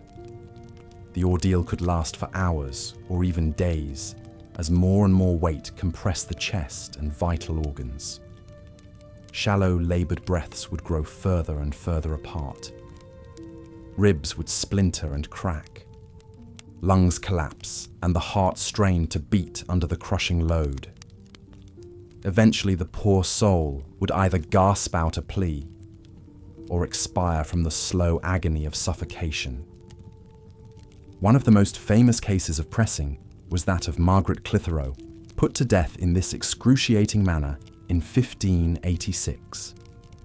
Her crime: harbouring Catholic priests at a time when Catholicism was outlawed in England. Stripped and laid between two doors, she was crushed under 800 pounds of rocks over the course of 15 minutes. Before she succumbed, her last words were to pray for the Queen's salvation. Her steadfast faith in the face of such brutality led to her eventual beatification as a martyr. Burning at the stake was another particularly dreadful way to die, the visceral opposite of the holy cremation that marked an exalted end in some cultures. In medieval Europe, death by burning was reserved for sins of the soul and crimes against the church, punishments for heretics, blasphemers, and unrepentant witches. The condemned would be led to a towering pyre stacked high with bundles of dry kindling and tar-soaked logs. A stout wooden post rose from the centre, adorned with iron shackles or chains. As the prisoner was bound tightly to the stake, priests would make one final attempt to extract a confession and reconciliation with the church, the only path to salvation for their mortal soul. Whether they recanted or stood firm, the results were the same. Unforgiving flames would soon envelop them. Imagine the tremendous heat from the roaring blaze lapping at your skin, scorching your feet, making each breath sear your lungs. Cinders and sparks sting your eyes as stinging, acrid smoke clogs your nostrils. As tongues of fire lick higher, they blister and blacken the skin, rupturing and peeling it away in gory flaps and strips. One can only pray that the caustic smoke suffocates and kills before the flames fully engulf the body. Such was the torturous fate of the famous Joan of Arc, the defiant young maiden who led the French army against the English. Condemned as a heretic for her brazen rebellion and insistence on male dress, she was burned at the stake in 1431 at the tender age of 19. In a final act of cruelty, her executioners raked back the flames when she was on the brink of death, so the gathered crowd could watch her expire. Her anguished cries of "Jesus" echoed in the square, long after the pyre collapsed to ash and embers. The rare punishment of boiling alive was every bit as shuddersome as burning, and then some. In a few gruesome cases in England, prisoners who committed acts of treason, murder, or even coin counterfeiting could be condemned to death by boiling in water or oil. One of the most notorious instances was that of Richard Roos, the cook of an English bishop convicted of poisoning his master and several other unfortunate diners. His sentence was to be boiled to death at London's notorious execution spot of Smithfield.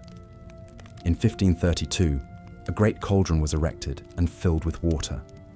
Rose was strung up by his torso and repeatedly dunked in the scalding water. The flesh was literally boiled from his bones over the course of an agonizing hour until he finally succumbed. It's impossible to imagine the excruciating pain of being immersed in blistering hot liquid, skin peeling away, eyes and mouth searing. Each desperate gasp for air would only scald the throat and fill the lungs. Any witnesses surely recoiled from the hideous shrieks and grim stench of cooking flesh, but not before the ghastly sight was seared forever in their memories as a warning against the unimaginable suffering awaiting traitors. Perhaps the most elaborate and grisly form of execution was the notorious practice of being hanged, drawn and quartered. Mercifully rare, this was the ultimate punishment for crimes of high treason against the crown.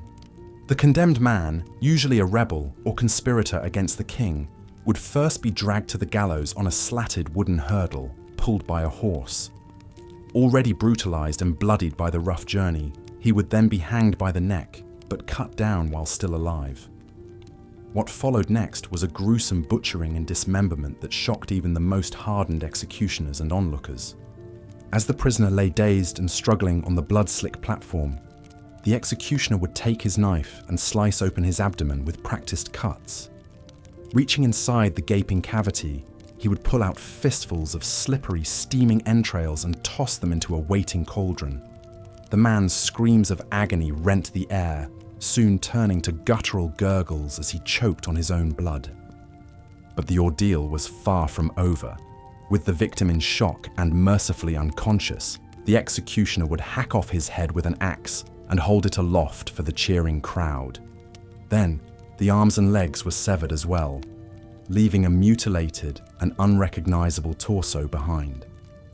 In a final desecration, the head and limbs would often be dipped in tar and displayed at the city gates or other public spots as a grim warning to others. The famous Scottish freedom fighter William Wallace allegedly suffered this grisly fate after leading a rebellion against English rule in the 13th century. After being captured and tried in London for high treason, Wallace was hanged until nearly dead, then cut down and disemboweled while still conscious. His organs burned before his eyes. Finally, he was beheaded and quartered, his severed head dipped in tar and mounted on a spike atop London Bridge. His 4 limbs were sent to the far corners of Britain as a stark warning against treason and defiance of the English crown. As we reflect back on these brutal scenes and shudder-inducing ordeals, it's natural to feel a mix of horror, revulsion, and perhaps even morbid curiosity.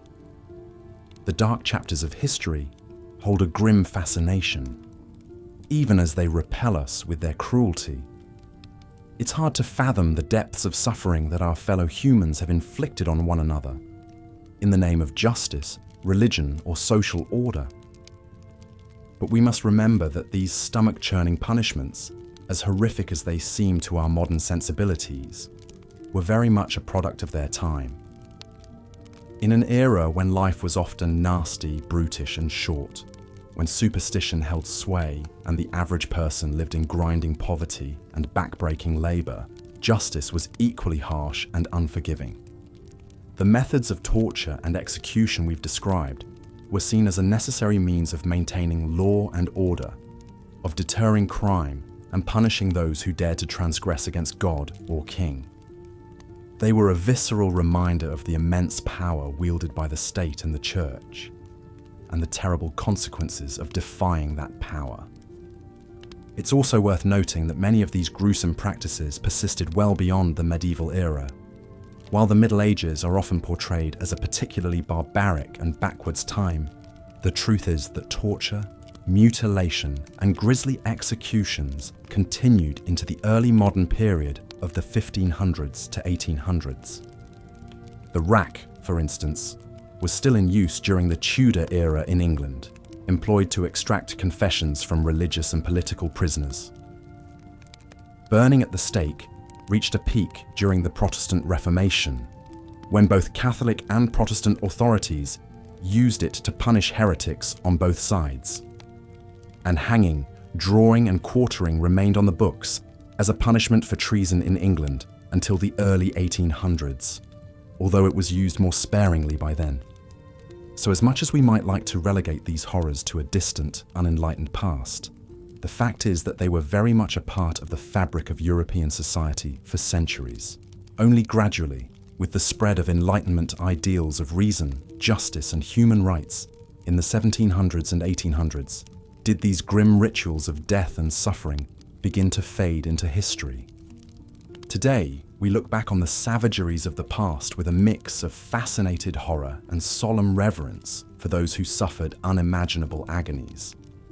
We give thanks for the relative peace, prosperity, and rule of law that prevails in much of the modern world, while acknowledging that cruelty and injustice still persist in too many places. But perhaps, by confronting and remembering the darkest deeds of history, we can renew our commitment to building a world of greater compassion, dignity, and mercy for all. A world where no one need fear the rack, the stake, or the hangman's noose. A world where justice is tempered with wisdom, and where even the lowliest among us is treated with respect. As you drift off to sleep, pondering these heavy themes, take comfort in the progress we've made, and the countless souls who worked to bend the arc of history towards justice. While the past may be stained with blood and tears, the future is ours to shape into something brighter. Sweet dreams of a better world to come, however slow and halting the journey there may be. As night falls over a medieval village, the only light comes from flickering torches illuminating the grim stone walls of the local lord's castle. For the unfortunate souls imprisoned within those walls, the darkness brings no respite, only the dread of what new torments the morning may bring, because in these brutal times, the penalties for crimes both great and small are often horrific beyond imagination. One of the most common punishments reserved for thieves, adulterers, and other petty criminals is a stint in the stocks or pillory. Picture, if you will, a hapless peasant, perhaps a young man who stole a loaf of bread to feed his starving family. He is dragged into the village square and locked into a wooden frame, his head and hands protruding through holes, unable to move or hide his face. For hours or even days, he is subjected to the jeers and taunts of the locals, who pelt him with rotten fruit and vegetables until he is covered in putrid filth. The stench attracts flies, which buzz around his head incessantly. His muscles cramp agonizingly, but he cannot shift position. It is a slow, humiliating torture. For more serious offenses, the punishments grow harsher still. Thieves may be subjected to branding, their flesh seared with a red-hot iron bearing the letter T as a permanent mark of their crimes. Imagine the acrid scent of burning skin, the screams of agony as the iron is pressed into the cheek or forehead, leaving a ravaged, blistered weal. The pain is excruciating, but the shame is in some ways worse. From that day forward, the marked criminal is shunned by all, unable to find work or lodging, forever an outcast. One such branded thief was a woman named Alice Reeves in the 14th century London. Desperate to provide for her 3 young children after her husband died, Alice pilfered a silver candlestick from a merchant's home, where she worked as a maid.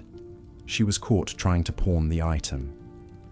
At her trial, the court decreed that as this was her first offence, she would be spared execution. Instead, she would be branded on the cheek and released. As the iron was heated in the courtroom fireplace, Alice trembled and wept, begging for mercy. Her pleas fell on deaf ears. The bailiff seized her head and pressed the searing metal against her face as she screamed. The stench of burnt flesh filled the chamber. When the iron was removed, it took some of her skin with it, leaving the tea burned into her cheekbone. Alice was cast out onto the street, crying in pain and despair, her life forever ruined by one desperate mistake. But even branding pales in comparison to the ordeals inflicted on prisoners in torture chambers. Many medieval castles had these dank, windowless cells, where the work of extracting confessions took place away from prying eyes. The dungeons reeked of mould, human waste, and fear. In the flickering torchlight, an array of gruesome devices hung on the walls. Tongs, pincers, irons. When the castle's lord or inquisitor wished to interrogate a prisoner, they would have the accused brought to the chamber in shackles. A common torture was the rack, a wooden frame fitted with ropes and cranks. The prisoner would be tied down, arms and legs outstretched. Then the torturer would turn the cranks, tightening the ropes, slowly stretching the limbs. Joints would strain against their sockets. Ligaments would start to tear. Bones would crack. The agony was unbearable. Many prisoners would confess to anything, true or not, just to make the pain stop. Imagine a man accused of plotting against his king, dragged screaming to the rack in the middle of the night. He proclaims his innocence even as his arms are wrenched up above his head and his ankles bound. The splintery wood digs into his back as the ropes pull tighter and tighter. He prays aloud, promising God that he will be good, that he will never sin again if only the torment will end. The crank turns. His shoulders start to pop from their sockets, and his prayers dissolve into agonized wailing. The torturer asks again for a confession. At first, the prisoner refuses, but as the pressure builds and his muscles begin to tear, he breaks. In a hoarse, ragged scream, he admits to treason, black magic, devil worship, anything his accuser suggests. All lies, but the lies will buy him a quicker death than the slow ruin of the rack. Torture was not limited to stretching. Thumbscrews were a common and excruciating method of extracting information. These crude metal vices were tightened around the fingers or toes, slowly crushing them to pulp as the prisoner shrieked in agony. The pain was so intense that many victims would pass out. They would be revived with buckets of freezing water, only to have the screws tightened further until the bones splintered. The ruined digits would often have to be amputated later, leaving the survivor maimed. Another brutal technique was the strappado, a kind of reverse hanging. The accused would have their hands bound behind their back and then be hoisted into the air by a rope tied to their wrists. The weight of their body would wrench their arms backward and upward, dislocating the shoulders with a sickening pop. Prisoners would be dropped and raised repeatedly, each time tearing the joints further out of their sockets until they confessed or lost consciousness. Some accounts describe weights being tied to the victim's feet to increase the strain on the arms. It was an absolutely excruciating ordeal. One of the best documented cases of strappado torture was that of the Templar Knights in the early 1300s. This powerful Catholic military order was accused of heresy and witchcraft by King Philip IV of France, who coveted their wealth. Dozens of Templars, including the elderly Grand Master Jacques de Molay, were arrested and brutally tortured by royal inquisitors. Many of the knights were subjected to the strappado over and over, their shoulders wrenched out of place until they signed false confessions.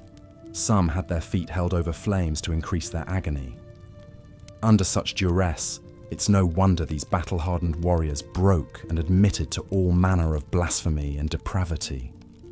In the end, de Molay and many of his men were burned at the stake based on confessions extracted through torture. It was a grim end to a once noble order. As horrific as torture was, at least its victims usually survived, if maimed and traumatized. Those condemned to execution faced an even more nightmarish fate. One of the milder execution methods was beheading. It was considered a quick, merciful death, and was thus often reserved for nobles and royalty. In reality, beheading was still a gory, agonizing ordeal.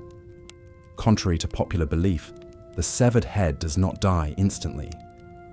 Experts believe it may retain consciousness for up to 10 seconds based on studies of other guillotined animals.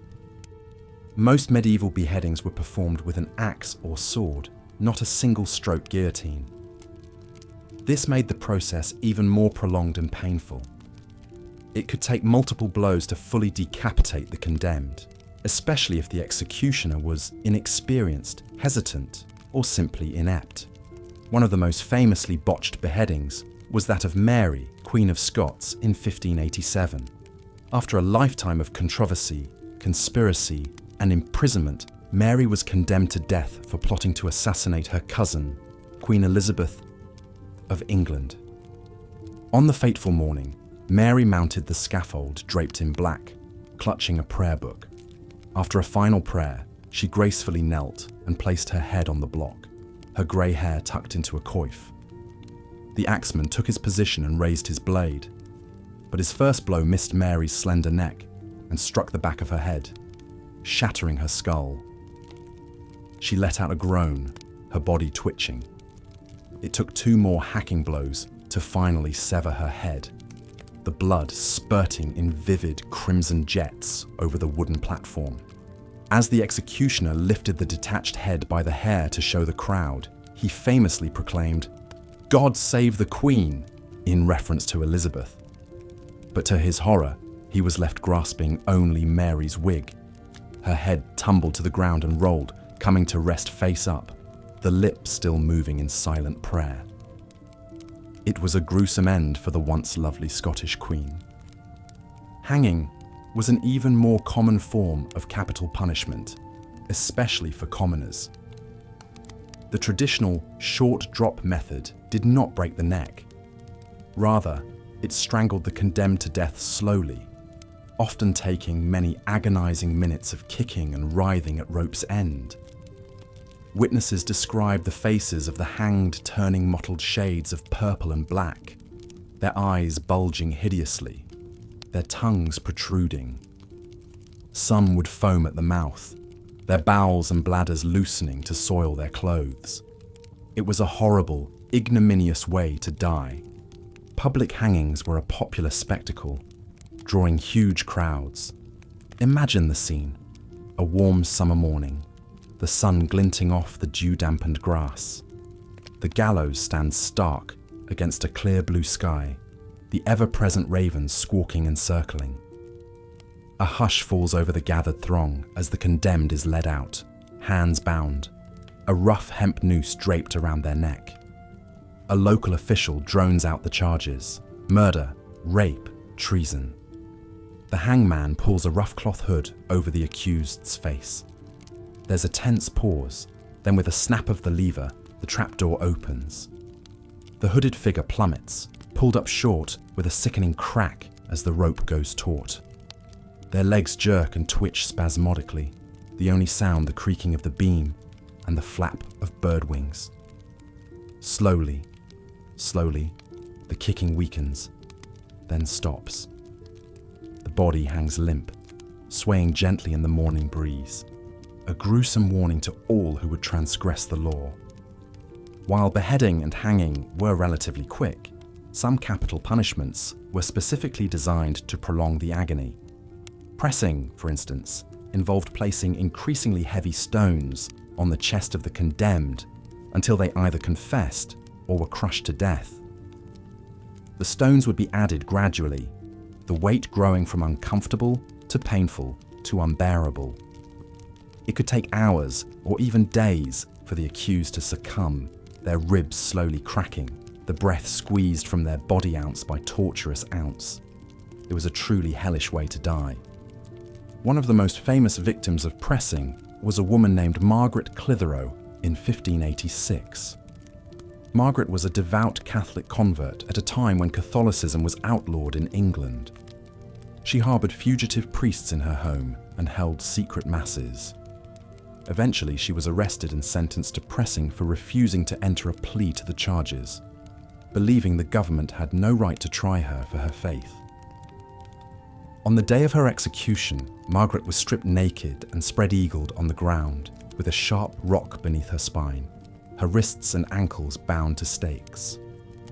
A rough wooden door was placed on her chest and piled with stones.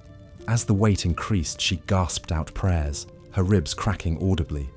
For 15 agonizing minutes, more and more rocks were heaped on, witnesses marveling at her stoic endurance. With a final tortured gasp, Margaret's sternum shattered and her heart was crushed. In later years, she would be celebrated as a Catholic martyr who died for her beliefs. But in the moment, she was just another broken body, sacrificed to the brutality of the age. Even more horrendous punishments awaited those convicted of heresy, witchcraft, or treason. Burning at the stake was a common sentence for these crimes against God. The condemned would be tied to a tall wooden post in the town square, bundles of firewood stacked around their feet. As crowds watched in eager anticipation, the kindling would be set alight, the flames licking hungrily upwards. The fire would build slowly, the heat growing more intense second by second. Smoke would sting the eyes and choke the breath of the accused. Their clothes would catch, the fabric shriveling away to leave blistering, blackening skin. Fat would start to melt and sizzle sickeningly. Eventually the flames would reach the face, the hair igniting in a brief corona before the flesh began to char and peel away. The screaming was said to be unimaginable, high, shrill, almost inhuman. It would gradually weaken to feeble moans, then silence as the vocal cords were seared away and the lungs succumbed to the searing heat. In the end, there would be nothing left but a twisted, smouldering corpse slumped against the stake, wreathed in greasy smoke. Perhaps the most famous victim of burning was Joan of Arc, the teenage French peasant girl turned visionary military leader. Guided by the voices of saints, Joan led the French army to improbable victories against the English, but her success earned her powerful enemies.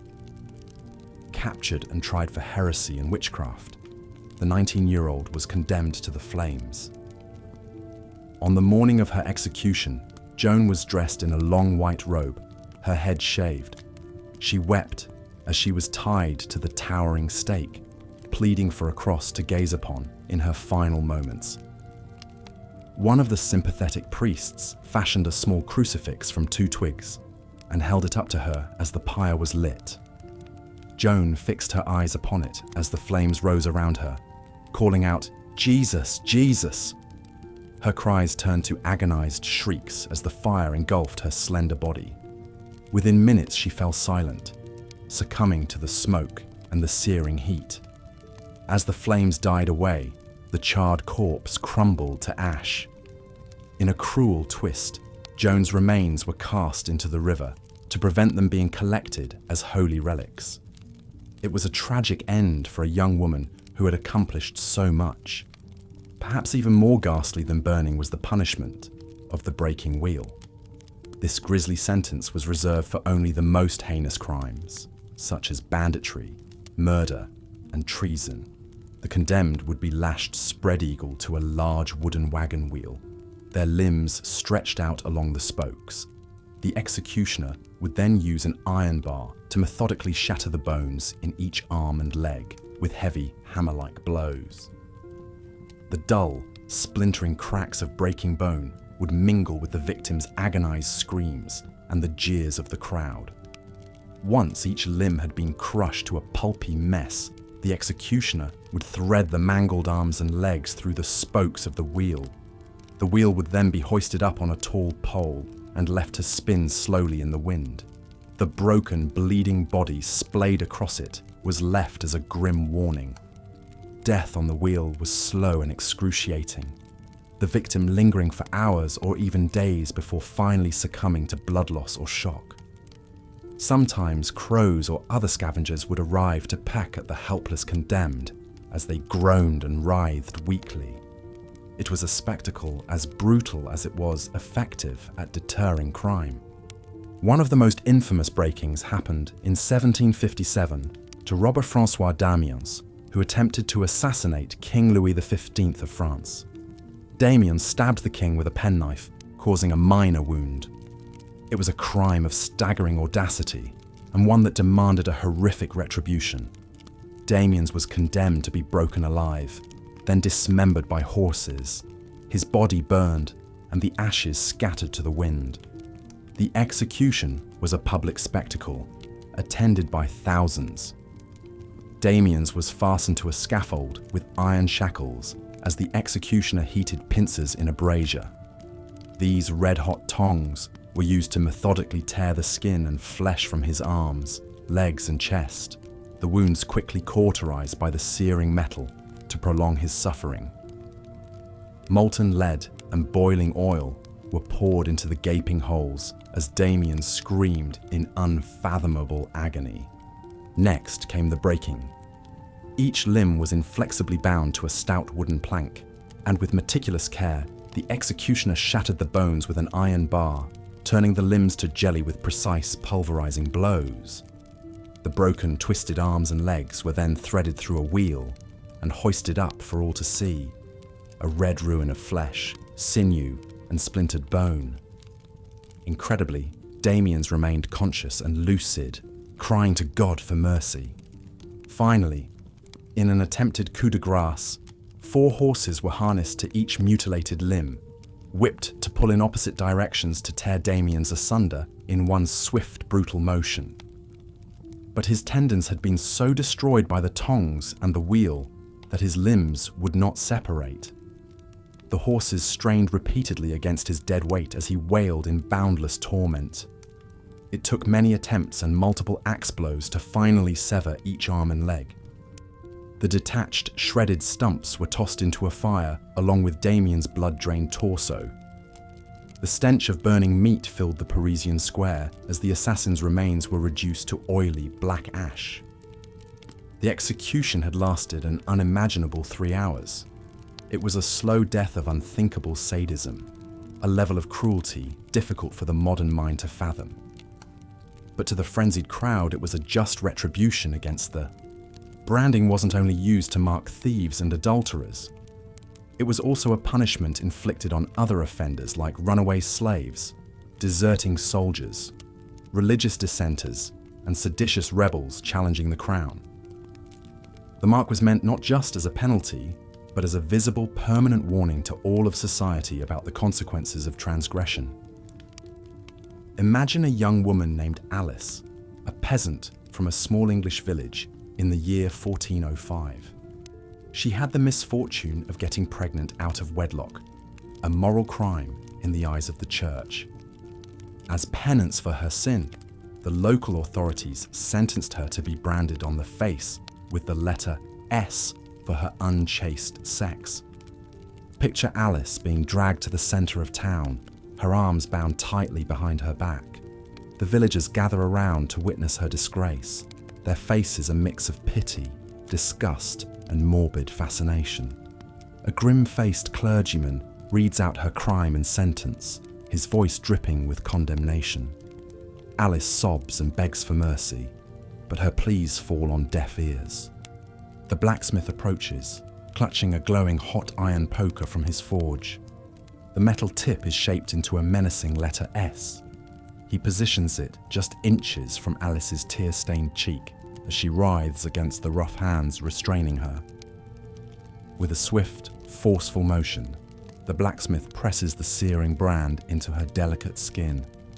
Alice lets out an ungodly shriek of agony as smoke rises from her branded flesh. The stench of burning skin mingles with the palpable terror and revulsion of the crowd. After several excruciating seconds, the poker is removed, leaving behind a raw, blistered S. It's a mark of damnation that will forever mar not only Alice's face, but her whole existence in this judgmental world. As the years go by, Alice's brand heals into a raised, discolored scar. It's an inescapable reminder of her youthful indiscretion, one that affects every aspect of her hard-scrabble life. Mothers pull their children closer as she passes in the street, warning them not to end up like Scarlet Alice. She is shunned by most everyone in the village. No respectable man will marry her, and even employers hesitate to hire her. Alice covers the shameful mark with her hair and tries to hold her head high. But always, whether alone or in a crowd, she feels the brand searing into her very soul. In a society obsessed with sin and moral purity, a branded woman like Alice was as good as dead. Dead to love, dead to hope, dead to any semblance of a normal life. Such was the power of the brand to punish and ostracize, to condemn a transgressor to a lifetime on the margins. Of course, people of higher rank had ways to escape the brand's stigma. A noblewoman who fornicated might be sent to a convent rather than face public branding. A wealthy merchant could potentially bribe his way out of the sentence or have it commuted to a fine. But for commoners like Alice, the brand was a lifelong cross to bear, a torturous reminder that she failed to meet society's harsh demands. Branding as a punishment dates back to ancient times, but it reached its cruel zenith in medieval Europe. Millions of people over the centuries were disfigured and socially exiled by this brutal practice. Some may view Alice as an immoral woman who got her just desserts, but her tragic tale reveals the incredible cruelty of a world where one mistake could forever condemn even the humblest citizen to the pitiless wrath of church and state. With that sobering thought, let us leave poor Alice to her never-ending torment and continue our journey into the darker recesses of medieval justice. We descend now into the dank bowels of the torture chamber, a hell of human creation where the cries of the damned echo ceaselessly. Steel your nerves and gird your stomach, dear listener, for the worst is yet to come. The medieval dungeon was a shadowy labyrinth of suffering, a stone-clad womb of misery where the forsaken were swallowed up to face their nightmares made real. These subterranean chambers were often carved directly into the bedrock beneath a castle's keep, as cold and unyielding as the hearts of the monsters who constructed them. Imagine a damp, frigid cell hewn from coarse limestone. The only light filters in through a small barred window high up the wall, a weak and sickly illumination that does little to dispel the oppressive gloom. The air is thick with the stench of decay, despair, and human suffering. Chains and manacles hang from the walls, still greasy from the flesh and fluids of previous occupants. Dried blood speckles the floor, along with itinerant rat droppings and mouldering straw. Into this foul oubliette, the accused were thrown to await their interrogation and torment at the hands of professional torturers. These grotesque men were artists of agony, masters of extracting confessions through the infliction of hideous bodily anguish. Their grim arsenal consisted of diabolical devices like the rack, the strappado, and the Iron Maiden. Infernal machines designed for one sinister purpose: to break the body and shatter the spirit. The rack was one of the most widely used of these instruments. It consisted of a large rectangular wooden frame with rollers at both ends. The victim was spread-eagled naked upon the cordage and bound by the wrists and ankles. As the interrogator posed his questions, the rollers were turned by handles, steadily increasing the tension on the ropes. Envision a burly jailer cranking the creaking wooden cogs, tightening the ropes and stretching the helpless prisoner's body to its utmost limits. Limbs elongate agonizingly. Muscles and sinews scream in protest. Joints creak and strain against their sockets.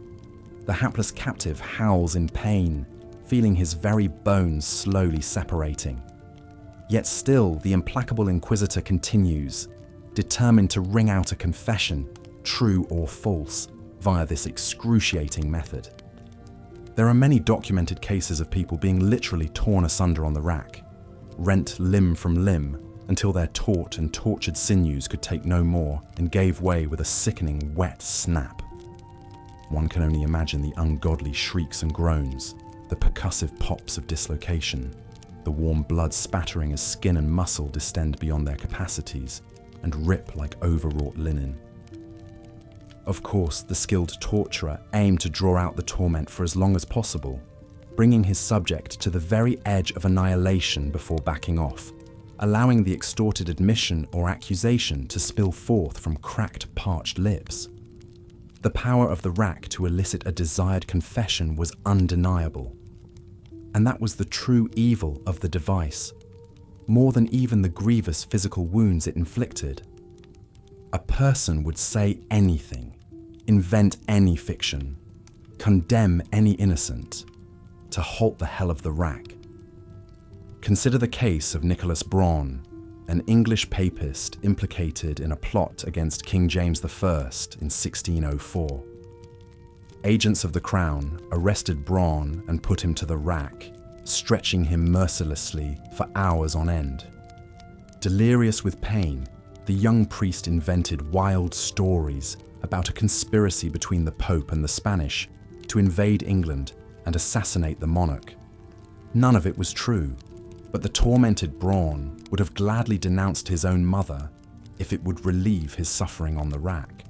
Such was the insanity-inducing power of this vile apparatus. The rack left its mangled victims permanently scarred, both in body and in mind. Assuming they even survived the ordeal, they often lost the use of tortured limbs, developed chronic pain in overextended joints, and were haunted by searing dread and the nightmare sounds of their own anguished screams. And always, in the lurid theatre of their memories, there would remain the leering faces of their tormentors, their hands on the rollers, asking, always asking, as they strained and contorted on the very precipice of human endurance. So vivid was this torture, so indelible its cruel brand on the psyche, that some prisoners continued to have startling confessions spill unbidden from their lips long after their stint on the rack was over. A few were so shattered that they went to the gallows reciting the fictitious crimes squeezed out of them, the false witness beaten out of their broken flesh by the pitiless machinery of the medieval Inquisition. With a rueful sigh, we turn now from the rack and its wretched recipients. But do not unclench yet, gentle listener, for our macabre tour of dungeon depravities has only begun. More monstrous devices await in the gloom, each more fiendishly conceived than the last. So down, down we go, spiraling into a Stygian pit of institutionalized torment, where no glimmer of benevolence or mercy can penetrate. After the Catholic woman Margaret Clitheroe was slowly pressed to death over 15 agonizing minutes for the crime of harboring priests, her broken body was put on grotesque public display. Her fate served as a chilling warning to others who might defy the laws against Catholicism, yet many continue to risk the same terrible punishment to secretly practice their forbidden faith. Such religious persecution was all too common in medieval Europe. Charges of heresy could result in the most dreadful deaths, often by burning at the stake. One of history's most famous victims of this cruel sentence was the French peasant girl turned military leader, Joan of Arc. Joan's early life gave little indication of her extraordinary destiny. Born to humble farmers around the year 1412, she had a fairly typical peasant childhood. But as a deeply pious young girl, Joan began experiencing vivid religious visions that she believed were messages from God. Divine voices guided her to take up arms and help crown a French king to drive out the occupying English forces. Displaying remarkable charisma and conviction, the teenage Joan gained an audience with the French royal court. She won the tentative support of Crown Prince Charles, who desperately needed a morale boost for his beleaguered troops. Outfitted in men's armor and wielding a white banner, Joan led the French to several improbable victories against the English, bringing hope to her war-weary people. But Joan's brilliant military career proved short-lived. In 1430, she was captured by enemy soldiers loyal to England and put on trial for heresy and witchcraft. In a sham inquisition, hostile clerics tried to trap the illiterate farm girl with theological wordplay. Joan's claims of divine guidance were used to condemn her as a blasphemous heretic. Found guilty, the 19-year-old was sentenced to burn at the stake. On the morning of her execution, Joan was tied to a tall pillar in the town square of Rouen, with bundles of wood stacked beneath her feet. As crowds looked on, the pyre was set alight. Witnesses recalled the thick smoke and fierce heat of the rising flames, engulfing the slight figure in white. Joan's anguished cries carried over the crackle of the blaze, until finally, her once lively voice fell silent. The English executioners raked back the coals to reveal the blackened, smoking corpse. But Joan's heart, it was said, remained untouched by the flames. Her ashes were callously scattered in the River Seine. In a cruel twist of fate, Joan was later cleared of all charges and declared a martyr by the Pope. Today, the illiterate peasant girl is venerated as a saint, while her English persecutors are remembered as the true villains. For the crime of unwavering faith, Joan of Arc suffered an excruciating death, her short life extinguished in one of the most terrible execution methods ever conceived. Burning was considered a particularly fitting punishment for heretics, as the purifying power of flames was thought to destroy evil and cleanse the soul. But other horrific forms of execution were also used to make a lasting example out of the condemned. The gruesome spectacle of the breaking wheel was almost unrivaled in its slow cruelty. Typically reserved for the most loathed criminals, breaking on the wheel began with the victim firmly tied to a large cartwheel, limbs splayed between the spokes. With a heavy iron cudgel or the blunt edge of an axe, the executioner would methodically smash the knees, elbows, shoulders, and hips, shattering each joint with hammer-like blows.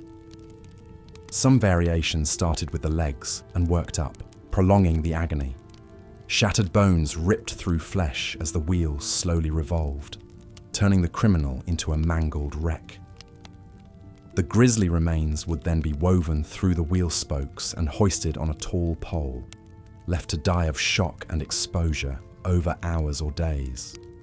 Crows pecking at their flesh, the broken bodies served as a grim reminder of the price of crossing the law. One of the most infamous victims of the breaking wheel was the highwayman Peter Stump, better known as the werewolf of Bedburg. In the 16th century Germany, Stump spread terror across the countryside, accused not only of murder and robbery, but of black magic, rape, cannibalism, and shapeshifting into a ravenous wolf-like beast. While the more fantastical charges against Stump seemed like fearful peasant superstition, his reputation as a violent bandit was well established. After his capture in 1589, Stump confessed under torture to killing 13 children and 2 pregnant women, ripping the fetuses from their wombs to devour. He expressed no remorse for his depraved crimes. Condemned as an incorrigible menace to society, Stump was sentenced to a singularly brutal combination of punishments. On the day of his public execution, the werewolf of Bedburg was first lashed to a wooden wheel. The executioner took his time pulverizing each of Stump's limbs, drawing out his blood-curdling howls. With the wheel slowly rotating, the bandit's shattered arms and legs flopped about obscenely, to the horror and fascination of the crowd. But Stump's ordeal was far from over. Next, his mangled body was unbound, and fastened to a sturdy table. In full view of the enthralled mob, Stump had his flesh ripped from his broken bones with sharp pincers in 10 agonizing places. The mutilated highwayman was then finally put out of his misery by beheading. As a final insult, Stump's corpse was burned to ashes, denying him a Christian burial. His torture and execution was remembered for generations as a reminder of the savagery of the law, and the even greater savagery of the criminals who lived outside it. Such extreme public punishments were considered a necessary deterrent to maintain order in a harsh, lawless time. Another exceptionally cruel method of execution with an audience in mind was boiling alive. The terrible spectacle of a human being slowly cooked to death was sure to leave an impression on even the most jaded medieval minds. The practice of boiling criminals alive dates back to ancient Babylonia and was used throughout the medieval period for crimes like coin counterfeiting, poisoning, and murder. A large kettle or cauldron was filled with water, oil, tar, or even molten lead and placed over a roaring fire. The cauldron was often put on public display in the hours beforehand, the rising steam and bubbling surface hinting at unimaginable agonies to come. When the liquid reached a torturous temperature, the condemned would be lowered in with ropes or chains, thrashing and shrieking as their skin reddened and blistered on contact. More often, the victim was suspended above the seething vat and slowly immersed over time, intensifying the pain. As the minutes ticked by, flesh sloughed from bones in gruesome strips, eyeballs burst, and internal organs cooked inside the body. No matter how much they begged for mercy or struggled to escape, the outcome was always the same: an ugly, agonizing demise. After a seeming eternity, the criminal's lifeless, stewed corpse would be fished out with hooks and unceremoniously dumped for disposal. One of England's most high-profile murders by boiling occurred in 1531. Richard Rose, a cook in the household of the powerful Bishop of Rochester, was arrested for attempting to poison the clergyman and his guests. Rose had allegedly stirred a lethal toxin into a pot of porridge, killing 2 people and sickening many others. While Rose claimed it was an accident, he was convicted of treason for his suspected assassination attempt and sentenced to be boiled alive. To make an example of Rose, King Henry VIII ordered a special Act of Parliament just for the occasion, declaring that all prisoners condemned for poison would henceforth share the cook's horrific fate. On the day of the execution, Rose was paraded through the streets of London to the cheers and jeers of the crowd. At the gruesome scene, he was bound and suspended with ropes over a bubbling cauldron. As he was slowly lowered in, inch by torturous inch, Rose's agonized wails filled the air. Londoners looked on in morbid glee as the poisoner was boiled to death before their eyes in a show of royal authority. Rose's ghastly execution stood for centuries as a warning against crossing the crown and the reviled crime of poisoning. Perhaps the only medieval punishment even more notorious than boiling alive was the dreadful practice of hanging, drawing, and quartering. Reserved for the most hated enemies of the state, this grisly combination of execution methods was designed to inflict the maximum possible suffering and indignity. The ritual of hanging, drawing, and quartering usually began with the condemned being tied to a wooden hurdle or fence panel and dragged through the streets by a horse. The jostling, scraping journey to the scaffold was both degrading and agonizing, leaving the prisoner bruised and bloodied before the execution even began. Upon reaching the public square, a jeering crowd gathered to witness the spectacle. The first step was hanging, but only partially. The condemned would be dropped from a platform with a rope around their neck, but cut down and revived before they could choke to death. Then came the drawing, a euphemism for disemboweling. The executioner would take a sharp knife and slice open the prisoner's abdomen, pulling out yards of slippery intestines and organs and tossing them into a waiting bucket or fire.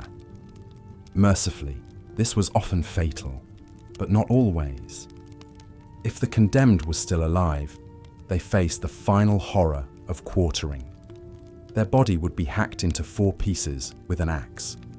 The severed head was often put on a spike and the quarters sent to the far corners of the kingdom as a terrifying display of the king's wrath. Sometimes the head was even dipped in tar to preserve it as a long-lasting warning. The quartered pieces might be left for the crows, tossed into a fire, or buried in unconsecrated ground, denying the eternal rest of a proper Christian burial. The grim litany of criminals subjected to hanging, drawing and quartering reads like a who's who of medieval English villains. In 1305, Scottish rebel leader William Wallace was given a traitor's execution for rising up against King Edward I. The fierce warrior suffered the full punishment, hanged by the neck, cut down while still alive, disemboweled, beheaded, and cruelly quartered. In 1606, Guy Fawkes met the same terrible fate for his role in the failed gunpowder plot to assassinate King James I and restore a Catholic monarch. Fawkes was sentenced to the usual traitor's death, but he cheated the executioner by jumping from the scaffold and breaking his own neck. His co-conspirators weren't so lucky, enduring the grisly full quartering as crowds roared in bloodthirsty approval. The last victim to be hanged, drawn and quartered in England was the French spy François-Henri de la Motte, executed in 1781 for treason. His screams haunted witnesses for years after. While the punishment was later officially abolished as a relic of a more brutal age, its gory legacy remains seared into history and popular imagination, a reminder of the cruel extremes of the medieval justice system. Why were the punishments of the Middle Ages so brutal and barbaric by today's standards? In part, it's because people led short, harsh, dangerous lives, intimately acquainted with death and suffering. Executions were public entertainment, a salutary spectacle. There was little sympathy for the cruel fates of criminals and outcasts. But ironically, over-the-top punishments may have encouraged worse behavior in the long run. If all crimes were punished severely, there was little incentive for restraint. It was a vicious cycle of cruelty, begetting more cruelty. Gratefully, our modern justice systems have come a long way from the torture chambers and gallows of old. The medieval thirst for vengeance and retribution has largely given way to principles of fairness, rehabilitation, and humane treatment of prisoners. Most countries have abolished the death penalty entirely. We can look back on the monstrous punishments of the Middle Ages as a grim but fascinating relic of our distant past, a part of our history that we are grateful to leave behind. As the last warble of the songbirds outside heralds the coming of dawn, we can drift off to sleep, our dreams untainted by the nightmarish spectre of medieval cruelty and injustice. As the wretched criminal was led to the gallows, a hush fell over the gathered crowd. They had witnessed hangings before, but each one still carried a weight of grim finality. The condemned man, a thief and a brigand, had little sympathy from the onlookers. They saw his execution as a necessary cleansing, a removal of a rotten element from their society. The executioner, a hooded figure clad in black, stood impassively as the prisoner was brought before him. With practiced motions, he secured the noose around the man's neck, the rough hemp scratching against his skin. The thief's eyes darted wildly, searching for some last-minute reprieve, but none was forthcoming. At a nod from the local magistrate, the executioner pulled the lever. The trapdoor beneath the condemned man's feet swung open with a clatter, and he plunged downward. The rope snapped taut, and a sickening crack echoed across the square as his neck broke. His body twitched and danced, feet kicking at empty air, before finally going limp. Justice, in the eyes of medieval society, had been served. Not all those who met the hangman's noose had their necks broken, however. In many cases, death by hanging was a slow and agonizing ordeal. The condemned would dangle, choking and gasping, as the rope gradually cut off their air supply. This strangulation could take several long, excruciating minutes. It was a fate that befell a great many people during the Middle Ages, from common criminals to political dissidents. The gallows were a constant presence in medieval towns and villages, a grim reminder of the consequences of running afoul of the law.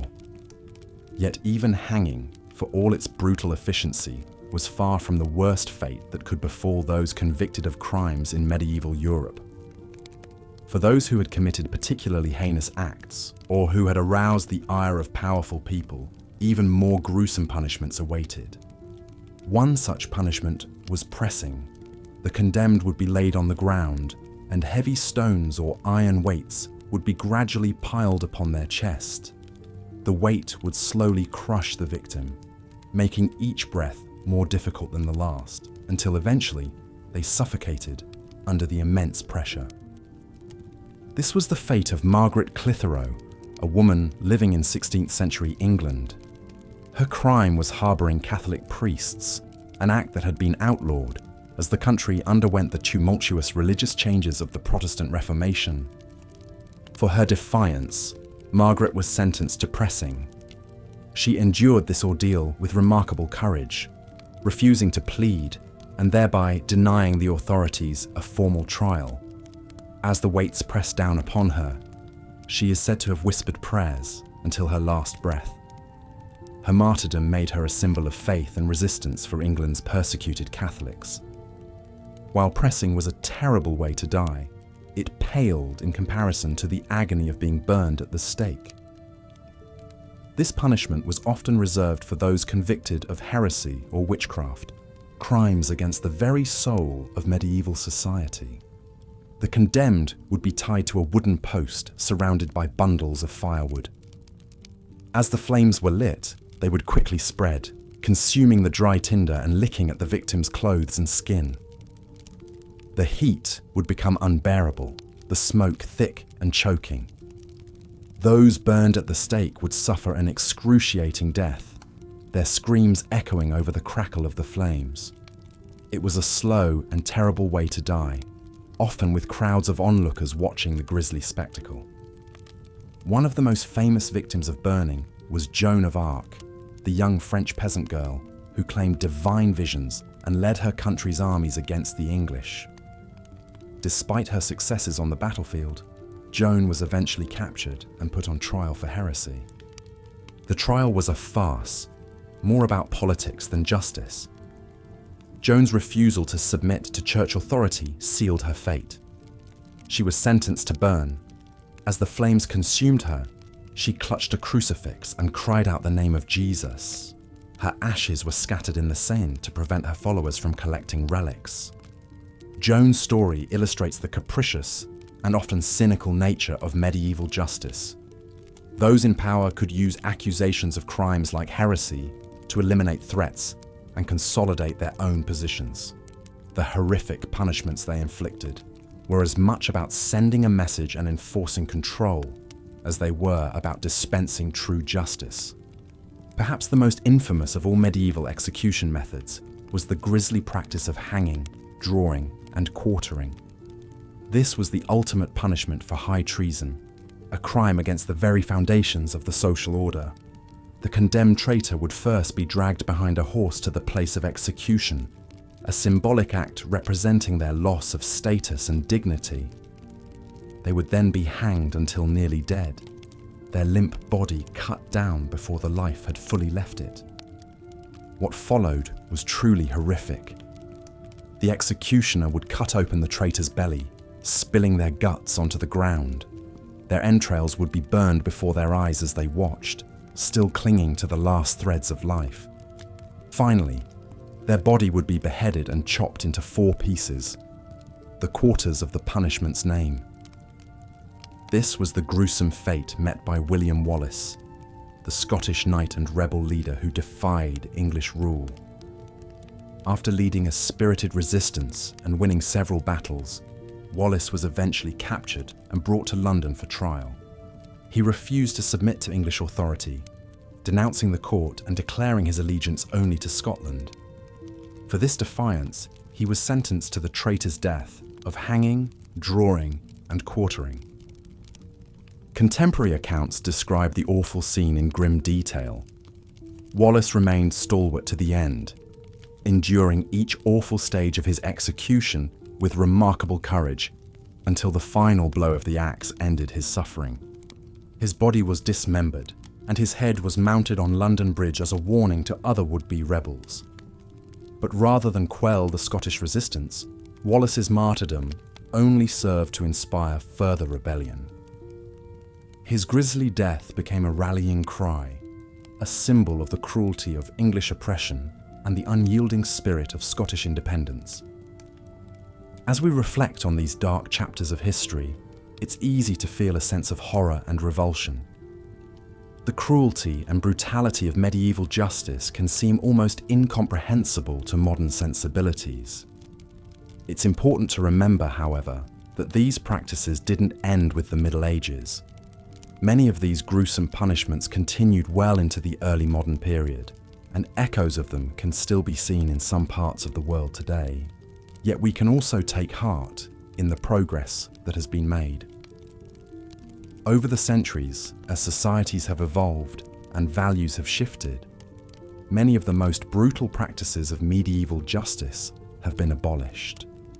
The rise of Enlightenment ideals, the growth of democratic institutions, and the recognition of universal human rights have all contributed to a gradual civilizing of the justice system.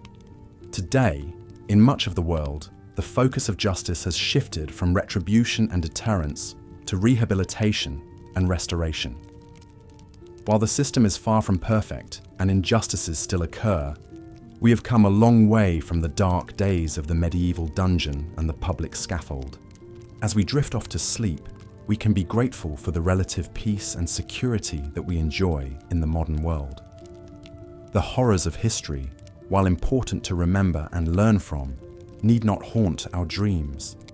Instead, we can rest easy, secure in the knowledge that we live in a time of greater justice, greater compassion, and greater hope for a brighter future. And with that thought, dear listener, I bid you good night. May your dreams be filled not with the dark shadows of the past, but with the warm light of a better tomorrow. If you've enjoyed this journey through history, be sure to like and subscribe. There are many more tales to tell, and I look forward to sharing them with you. Until next time, sleep well.